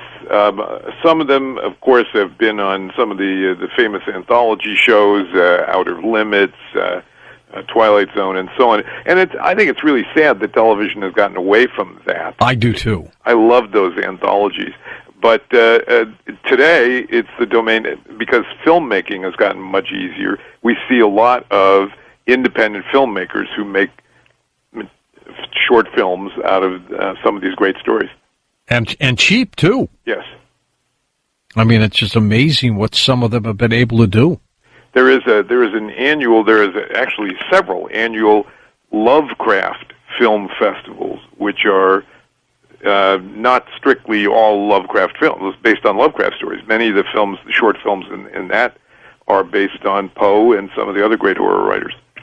When you look at some of the work that Edgar Allan Poe put together, was he very prolific? Did they just keep coming? Yes. And, of course, he was also a poet as well as a short story writer. And he was really the first to try and make a living out of being a writer. He didn't do very well with it, but he was certainly, he didn't fail because of lack of effort. He had a number of volumes of poetry, he had prose, he was editing magazines, as I said, and eventually he did achieve some success. It was hardly instant. I mean, The Raven, when he finally published The Raven, I mean, who has not read The Raven? Yeah. But he was 36. He would only live 4 more years after that. And that was really finally the sort of great public recognition of his work. Was he frustrated as a writer? Oh, I think so. I think he thought that he deserved a lot better recognition than he ever got. He didn't feel that he was appreciated here. So I'm sure he was very frustrated. All right, let's take some calls here. Let's go to our first-time caller, Stephen in Eugene, Oregon. Hi, Stephen. Go ahead, sir. Evening, gentlemen. Yes, love all those stories. Been reading them since I was a kid. And in the spirit of Lovecraft and the election season, vote Cthulhu. Why settle for the lesser evil? There you go. But I was curious if you'd ever read any William Hope Hodgson. Yeah. It was particularly, the Nightland and the sea stories, especially the Boats of the Glencarrig. Wonderful, wonderful. Yes, I mean, this anthology stories. could have been 100 stories, but publishers don't like anthologies that size. So we sharply limited it, and there's many, many other writers that could have been included, Hodgson certainly among them. Was it always the last moment the last moment of this short story that gotcha? Well, yes, because what we're trying to, as I said, Poe is striving for, certainly Poe and many of these other writers, sort of building the mood and then finally letting you see what's going on. Lovecraft described the great horror stories as being hoaxes. What he meant was they have to be 99% credible. The 1% can be that supernatural element, and so you try and build it as a prosaic, everyday story that suddenly takes a twist. And the twist, of course, probably goes at the end. Yeah, he wanted reality mixed into this incredible ending, didn't he? Yes. And Poe's are very much the same. I mean, who can read The Pit and the Pendulum without seeing how you do that? You know, that here's a story that turns on a dime in the last sentence.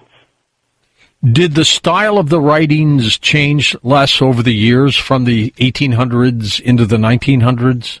Yes, I think in the 1800s we have a more leisurely style, and as I said, we don't have the short story nearly as popular. The short story is a 19th century phenomenon. There were some in the 18th century, but they didn't really become popular until the 19th century. Did Reader's Digest pick up any of these during those days?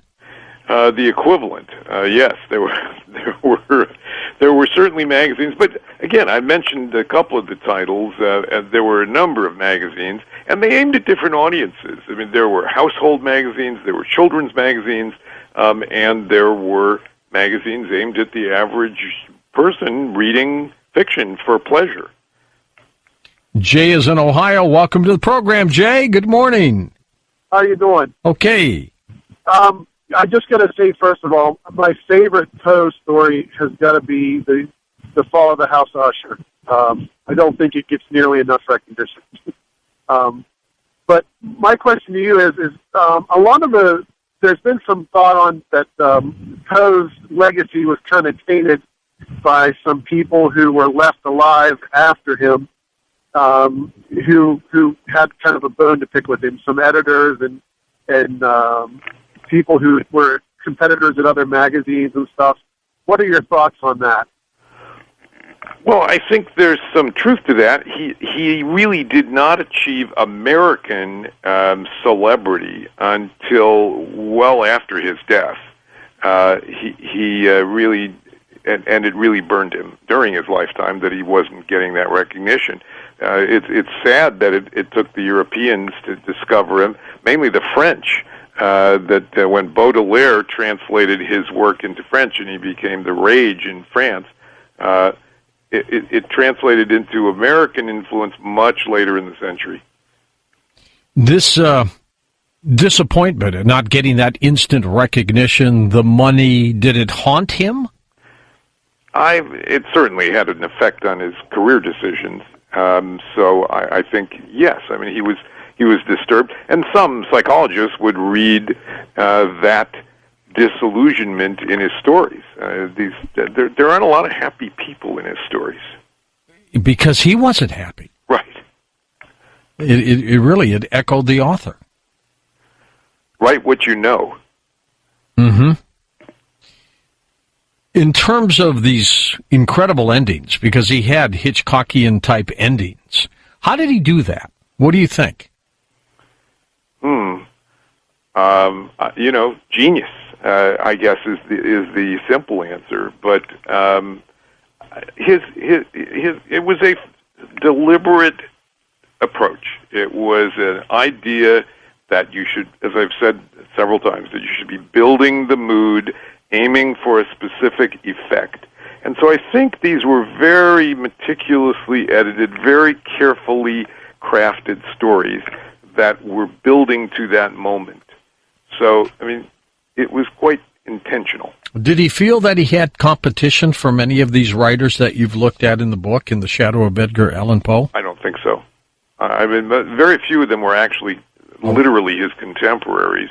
And while he greatly admired Hoffman, who I mentioned earlier, I mean, Hoffman died when he was much younger, when Poe was much younger. And so, no, these were not competitors to him. He wasn't trying to outdo them. He was just trying to perfect his own writing. If somebody wrote a short story for the magazine of the time, what do you think they got paid for that? Oh, very little. Very little. They might get $10, $20, something like that. Which would be the equivalent of what today? Well, a couple thousand? Probably not even that. Depends on the length of the work. I mean, some of them were getting, really very little, but the fees were certainly not enough to make a living. I'm not sure what the amounts were that Poe was getting paid, but they were pittances. I mean, if we shoot forward to Lovecraft and learn that he was selling stories for $25, $35 in the 1930s, project back, Poe was not well paid either. So they weren't writing for money, were they? No, they were not. It was love. Poe was trying. Poe was trying to make a living at it, but the market wasn't there. It wasn't there for that, no. And in terms of newspapers, did any of them do anything syndicated? Well, yes. I mean, a lot of these... Well, first of all, in America, we had the wonderful situation that European writers were routinely syndicated, as we'd say. The stories would appear in multiple newspapers, and they didn't get paid anything. They just took the story. Just took them. Yeah. They pirated them. So in America, you could sell a story, however, to a chain of newspapers and have it appear in multiple places. So there was some of that going on, but not for the Europeans. Let's go to Al, truck driving in Nevada. Al, you're up. How you doing? Okay. I don't have a comment on any of Alan Poe's books, but I do have a question about the bottle of cognac, if that was solved. And it also seems like not only did Poe's influences writers, but I believe Alan Parsons wrote an album or a song called The Raven pertaining to Alan Poe. Whoever can answer that. Sure did. And Sure, what was his favorite drink? Was it cognac? That's that's certainly what it's said to have been, yes. I never got to drink with him, so I can't say what he would have offered. But and of course, numerous films based on Poe's work, and in many cases, like Lovecraft, films that simply borrowed the title and then went on to make their own stories up. I mean, we studied Poe in our English classes in high school, and I was mesmerized by the guy. I mean, those short stories, the horror stories, the endings. I mean, I love that stuff. It was great stuff. They're just gem-like. He was a great writer, and he was thoughtful about writing in general. I mean, he was probably best known, interestingly, during his career as a critic more than a writer, as an editor of a magazine, as a critic, and he was well regarded in that respect. It wasn't his own writing that got attention until, as I said, till the end of the 19th century. Guy, Texas we go. John's with us. Hi, John. Go ahead, sir. Yes, sir. It's a pleasure to talk to you. I'm a lover of Poe for many years. I read Poe when I was very young. Murders in the Rue Morgue and The Telltale Heart has got to be my favorite. But I was wondering, what would your take be on O. Henry? He had several stories that he was known for his twist at the end of In Gift of the Magi, and he wrote some very poignant stuff, like Road to Destiny was one of my favorites. Certainly, there were other great short story writers out there. I mean, Bret Hart, Mark Twain, and O. Henry, and later a writer known as Saki, who were very successful short story writers. They did not, with the exception of a few stories, they did not generally write horror fiction or these kinds of dark tales. O. Henry's stories are much more sort of Norman Rockwell almost, in being uplifting and heartwarming stories about people. How did you pick the individuals and the stories that you put into this book? Wow. There was a certain amount of dart throwing, only because my list was so long of the stories that I loved and I wanted to include. Some of them were easy in the sense that I definitely knew I wanted to include Stoker and Doyle and Le Fanu, only because people know them for other works, and I wanted to show some of their versatility. In the case of a couple of them, they're known in other fields. Dick Donovan, I mentioned, who's best known as a mystery writer. And then within them, I read a lot of their stories and sort of picked the ones that struck me. I was trying to go for stories that weren't ones that everybody knew. I didn't want to have all the commonly anthologized stories, but some of them were unavoidable. The Yellow Wallpaper has now been in a lot of collections, but it's such a brilliant story. I just had to include it. Let's take a few more calls before the break, and then we'll come back with some final calls with our special guest, Les Klinger. His website, linked up for you at coasttocoastam.com. Let's go out to Honolulu in Hawaii. Hello, Rudy. Good morning to you. How are you doing today? Good, Rudy. Thank you. The reason I'm calling is I don't hear him talk very much about Edgar Allan Poe's The Strange Adventures of Arthur Gordon Pym. Oh, well. Wow. What's that do for us, Les? Well, so Pym is a fascinating story because it's viewed as you pushed my button on that one. It's a prequel in many ways to Lovecraft's brilliant masterpiece called At the Mountains of Madness.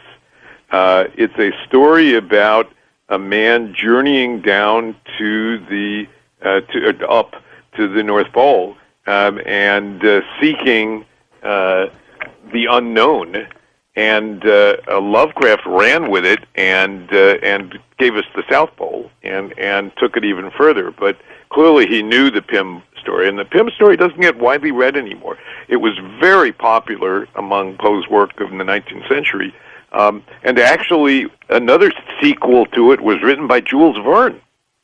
Huh. When Poe died, was there a vacuum there in terms of other writers? Did anybody step in to replace him? Well, certainly there was a vacuum on the mystery side. Poe, we haven't really talked much about that, and that's really, as I said, a sort of a whole other conversation about Poe as the father of the mystery short story. Right. But on the mystery side, there was a long gap. On the horror side, we had these other writers who took up the mantle, and many of them, I think, were influenced by Poe directly. Many of them simply came to the same ideas that Poe did and began to write this. So no, there wasn't really a vacuum. I mean, we can see Poe stands head and shoulders above the other writers, but there was a great deal of this kind of writing in the 19th century.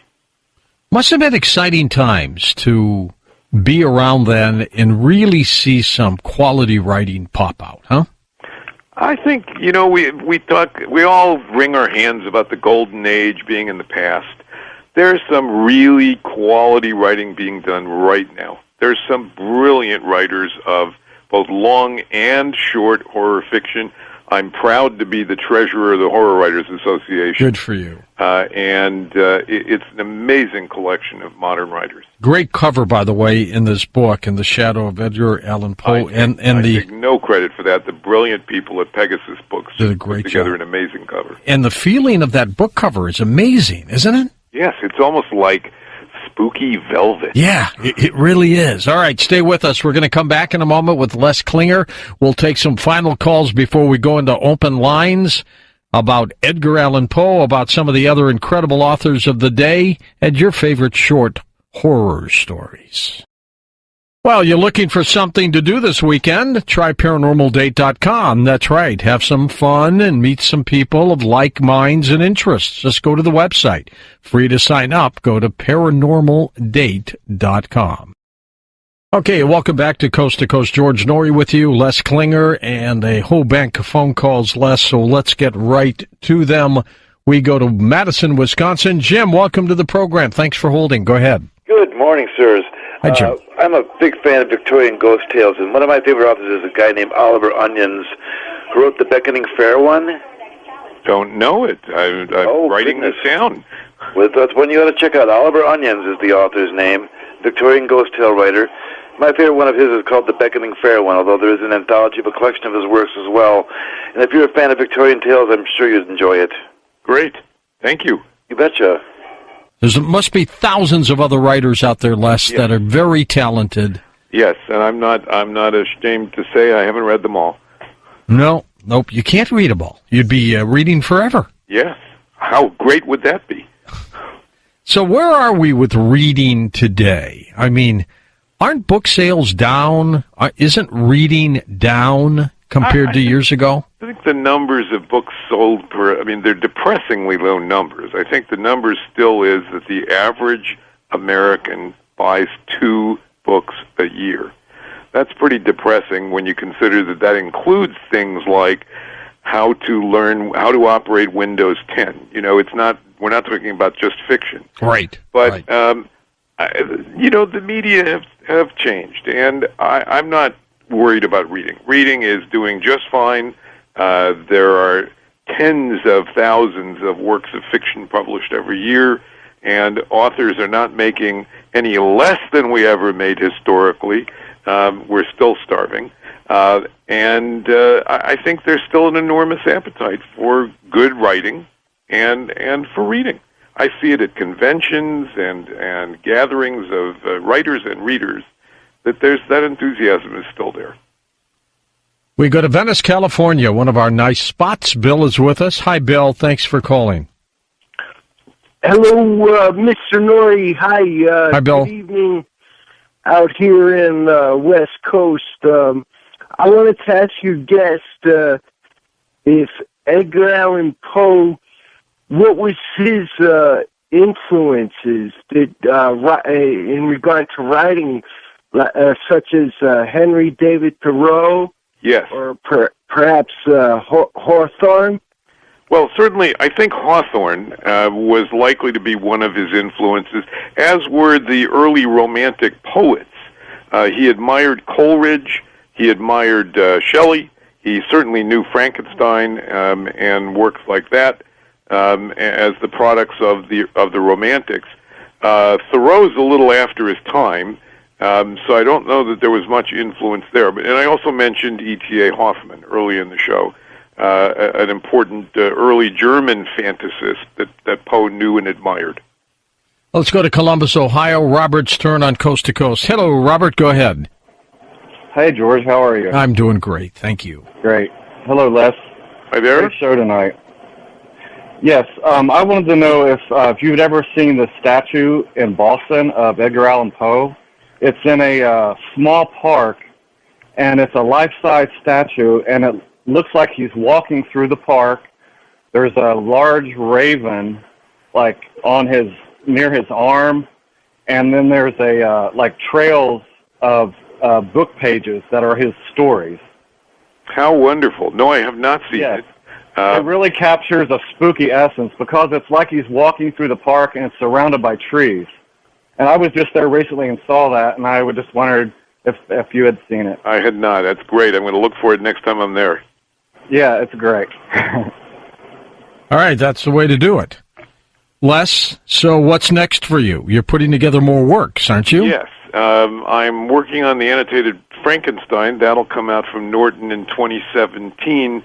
But much more importantly, George, I'll take a second to tell you about a project I'm working on with Professor Laura Caldwell. It's a collection called Anatomy of Innocence.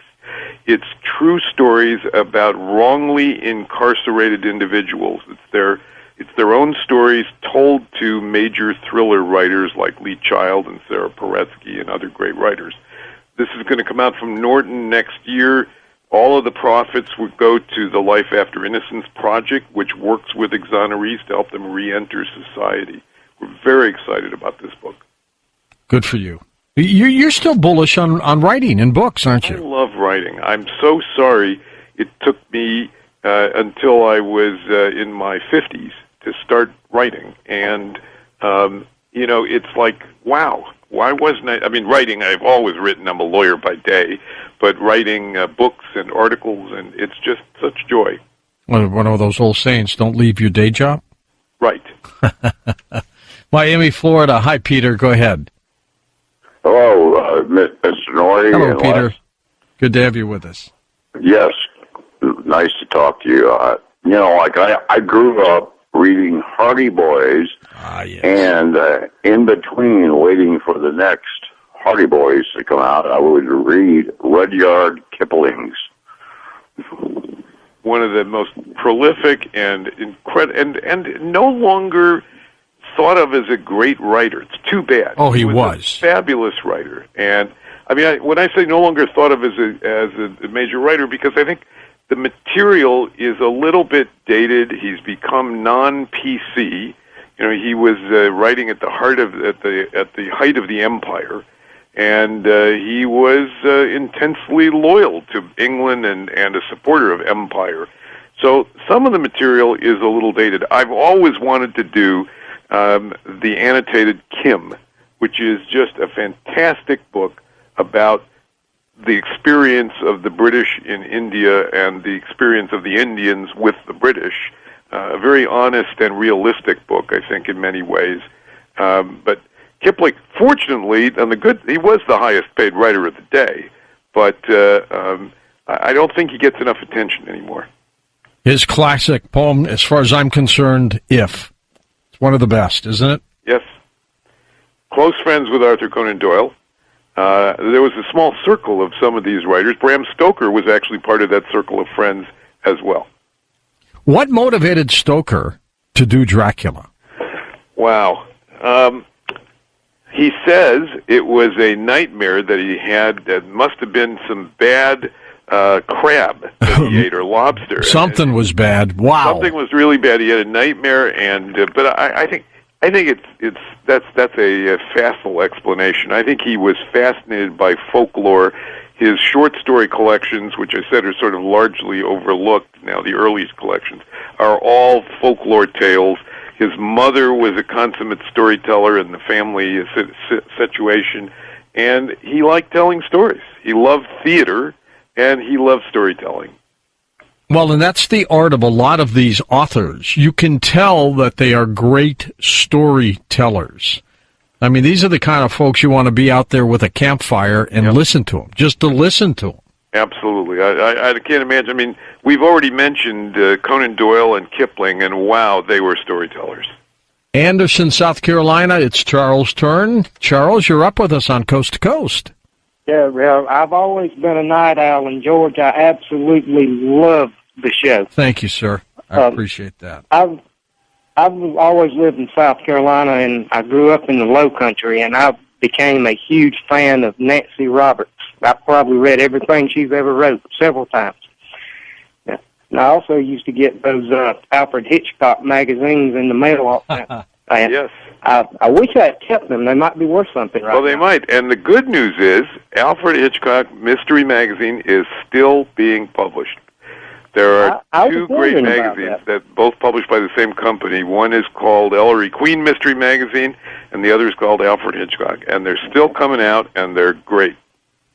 Nancy Roberts was called the First Lady of American Folklore. Yeah, she was great. I wanted to ask you, a few years ago, I saw a documentary probably on the History Channel, and they suggested that Poe might have died of rabies, and I thought, now that would be a weird way for a man like that to check out. And I was wondering if Les had heard that and what you might have thought of it. And I'll take it off there. Not. You got it. I had not. I've heard the other rumor is syphilis, but I don't. We just don't really know. If he was bitten by a dog, I hope it had red eyes, right? I hope so too. Probably the Hound of the Baskervilles. It would be the fitting way. Of the Hound of the Baskervilles. Yeah, the fitting. Did he have family?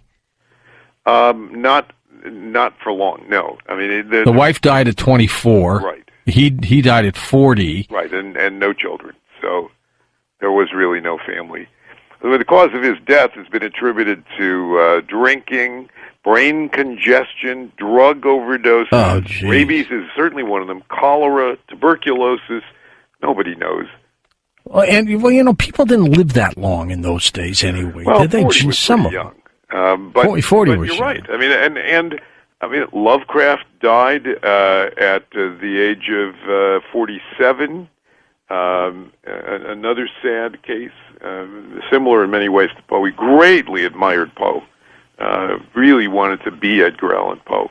But writing of this kind and writing with this sort of burning flame, I think, really consumes these kinds of writers. Before we go to final calls, what are we doing now to create new writers, new Edgar Allan Poes, new Arthur Conan Doyles, new Bram Stokers? What are we doing for that? I mean, I think I am encouraged to see people in schools still writing and people reading and writing. I just came back. I spent the day at Eastfield College in Mesquite, Texas, talking to students and faculty about Sherlock Holmes and the mystery genre. And it was interesting to me. Some of the students, one of the students said to me he was embarrassed to tell me that he only read comic books. And I said, be proud. First of all, there are some great writers writing comic books these days. And second, graphic novels have now gotten to be a big deal. You see them on bestseller lists and all that. Another person said they only read manga.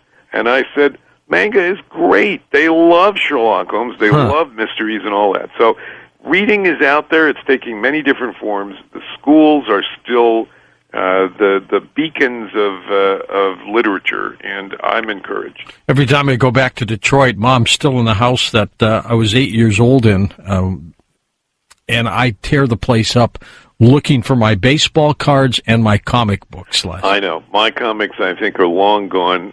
Sad to say. Twice I've lost collections of comics. Now mine are carefully taken care of. I have Sherlock Holmes, Vampire, Lovecraft, Frankenstein, and other strange comics, but they're well. I mean, when I was 10, 1960, what kind of comics I would have had almost like originals, wouldn't I? Sure, you would have in had those days. Early DCs, and then you were at the right time. We're similar ages, George. That we were lucky when the Marvel comics were first coming out. Yeah. Spider-Man and all those. I was in college. I was like, wow, these are great things. Remember Archie? Of course. Is he still out there? Still out there. There's a wonderful crossover comic out there now, too, called Archie versus Predator. Let's go to Kat in Atlanta, Georgia. Kat, thanks for calling. Go ahead. Hi, Kat. Good morning. I'm in the process of reading the letters of Flannery O'Connor from the archives of Emory University. Okay. And in those letters to Betty Hester, she writes that she read very little of the great writers before she went to college, but she was able, from the limited library of Milledgeville, Georgia at that time, to obtain and read the humorous stories of Edgar Allan Poe. And I'd like you to speak about Poe's humorous stories. The stories that she mentioned was a man too vain to wear glasses, and he falls in love with his grandmother. O'Connor says she thought he was drunk when he wrote it, so I wasn't able to find anything about that. I loved my grandmother's, but not that way. Put the glasses on. I must say, I don't know anything about Poe's humor writing. I don't know that there is much of it. Some of the stories are bizarre, and they're almost comical in that respect. But I don't think he ever thought of himself as a humorist. What did you think, and what do you think of Stephen King and some of his short stories? I love Stephen King's writing. Is he like the Edgar Allan Poe of today? I don't think so. I think he's not trying to do that. I mean, first of all, I don't think. I mean, while he has written many short stories and he's quite good at it, he doesn't really. It's not. He wouldn't hold himself out as that being his big thing. It's not what he likes to do, and I think he is more interested in character than Poe ever was. And I think also King's writing, especially in the last. But scary. But there's a certain nostalgia. That It thing with that clown with the file teeth, I didn't like that. Peter Straub is a wonderful writer of horror as well, and both of them have, I think, a great deal of nostalgia elements in their story too, about what we've lost with urban environments and the loss of small towns and all that. I think probably the greatest proponent of the short story and the scary short story of the 20th century is Ray Bradbury. Let's go to New Orleans. Edwin's turn on Coast to Coast. Hello, Edwin. Go ahead. Hey, how you doing, George? Good, Edwin. My first time calling, so I'm so glad I was able to. Super. And right before I got in, you kind of stole my thunder with Stephen King, because that is my favorite author of all time. He's one of the best. Stephen King, I eat up. And I kind of actually wanted to bring that out, that I actually thought I was thinking on Stephen King and Edgar Allan Poe about a month ago, and I was like, Stephen King has got to be, the modern-day Edgar Allan Poe, if not for similar writing, but for, just mastery of writing. He is just, he's awesome. He is spot on, to be sure. I've been trying to get him less on the show. If I ever do, I'll get you on with me and we'll chat with him. Delightful. I've talked to him a few times, and we have many interests in common. I mean, he loves Lovecraft, he loves Dracula, he loves Sherlock Holmes, and I've been trying to get him to write a story for me for our anthologies of Sherlock Holmes stories, but he's a busy guy. Wally is in Wilmington, Delaware. Wally, got about a minute for you, but go ahead. Yeah, okay. I recite the Reverend every year at the Deer Park Hotel. Perfect. In Newark, Delaware. Wonderful. It was the first piece of poetry that I was forced to memorize when I was a kid, but amazingly, it didn't take anything away from it, even though it was forced. Well, it's I have a sort of a cult following down there. Good for you. Been doing this for about 20 years. And it's one of those things that just works really well read aloud. Yeah, it really does. And then the reaction of people after you read it, that's fantastic. I hope young people get a chance to really witness the great works of the Edgar Allan Poes and the so many people that you've illustrated in the shadow of Edgar Allan Poe. I hope the schools are still teaching them, are they? I'm sure they're teaching Poe. I'm not sure that we're getting readers to look beyond Poe. And it would be nice to imagine that schools might buy this book and use it as a text. That would be nice. But I think that's not yet going to happen. Poe has made it into the official pantheon of great American writers, and most of these have not yet reached that level of achievement. You stay.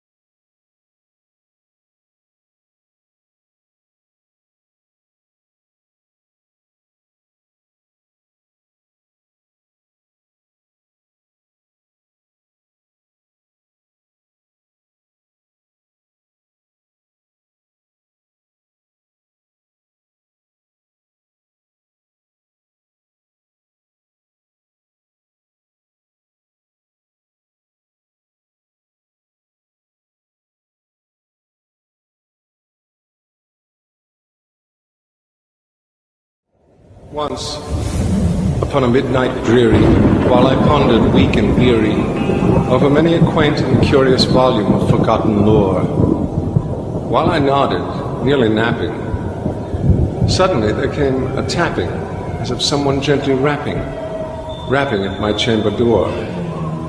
"'Tis some visitor," I muttered, tapping at my chamber door. Only this, and nothing more. Distinctly I remember it was in the bleak December, and each separate dying ember wrought its ghost upon the floor. Eagerly I wished the morrow. Vainly I had sought to borrow from my books surcease of sorrow, sorrow for the lost Lenore, for the rare and radiant maiden whom the angels name Lenore, nameless here, forevermore. And the silken, sad, uncertain rustling of each purple curtain thrilled me, filled me with fantastic terrors never felt before, so that now, to still the beating of my heart, I stood repeating, "'Tis some visitor, entreating entrance at my chamber door, some late visitor, entreating entrance at my chamber door. This it is, and nothing more." Presently, my soul grew stronger. Hesitating then no longer, "Sir," said I, "or madam, truly your forgiveness I implore, but the fact is I was napping. And so gently you came rapping, and so faintly you came tapping at my chamber door, that I scarce was sure I heard you. Here, I opened wide the door. Darkness there. Nothing more. Deep into that darkness peering. Long I stood there wondering, fearing, doubting, dreaming dreams no mortal ever dared to dream before, but the silence was unbroken. The stillness gave no token, and the only word there spoken was the whispered word, "Lenore." This I whispered, and an echo murmured back the word, "Lenore." Merely this, nothing more.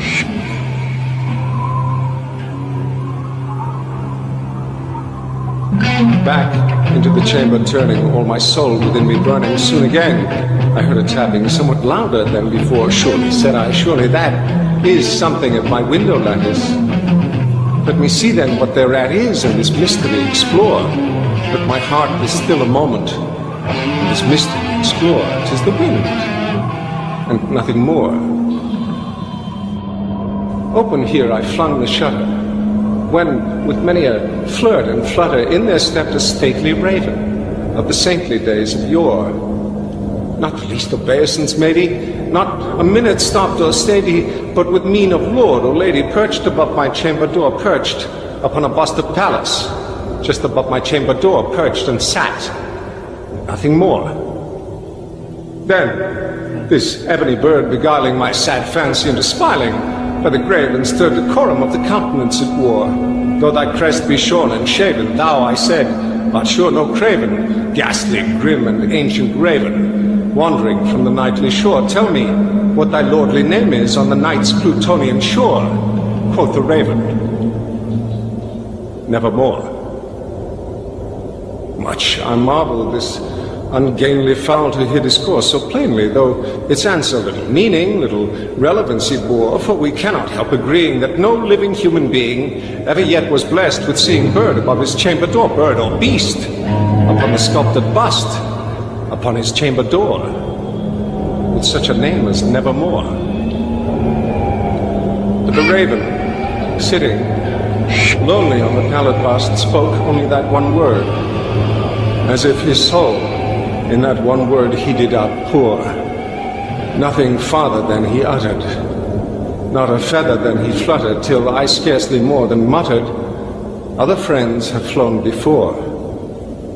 On the morrow he will lead me, as my hopes have flown before." Then the bird said,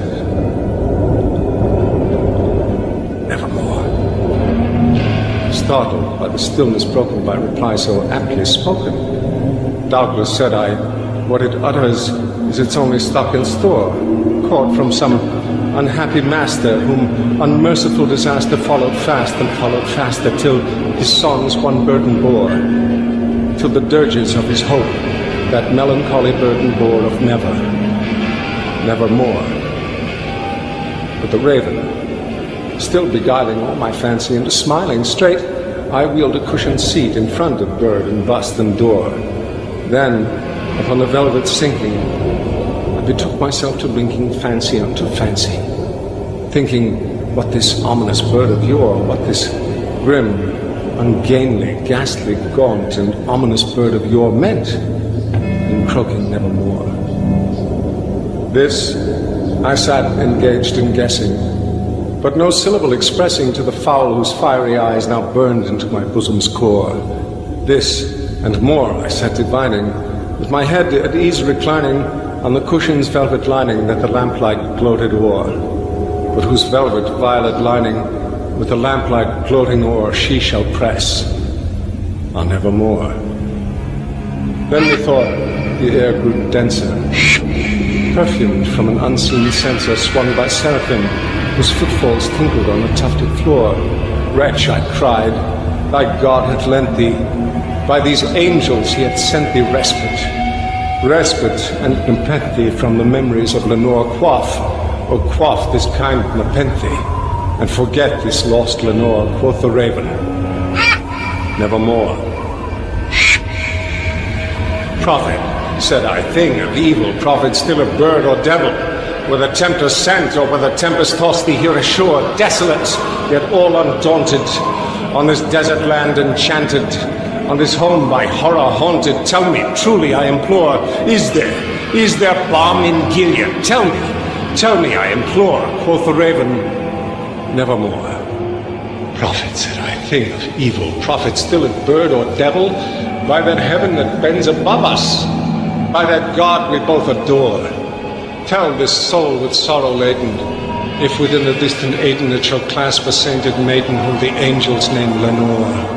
Clasp a rare and radiant maiden whom the angels name Lenore, quoth the raven, nevermore. Be that word our sign of parting, bird or fiend, I shrieked, upstarting, get thee back into the tempest, and the night's Plutonian shore. Leave no black plume as a token of that lie thy soul had spoken. Leave my loneliness unbroken, quit the bust above my door, take thy beak from out my heart, and take thy form from off my door, quoth the raven, nevermore. And the raven, never flitting, still is sitting, on the pallid bust of palace just above my chamber door.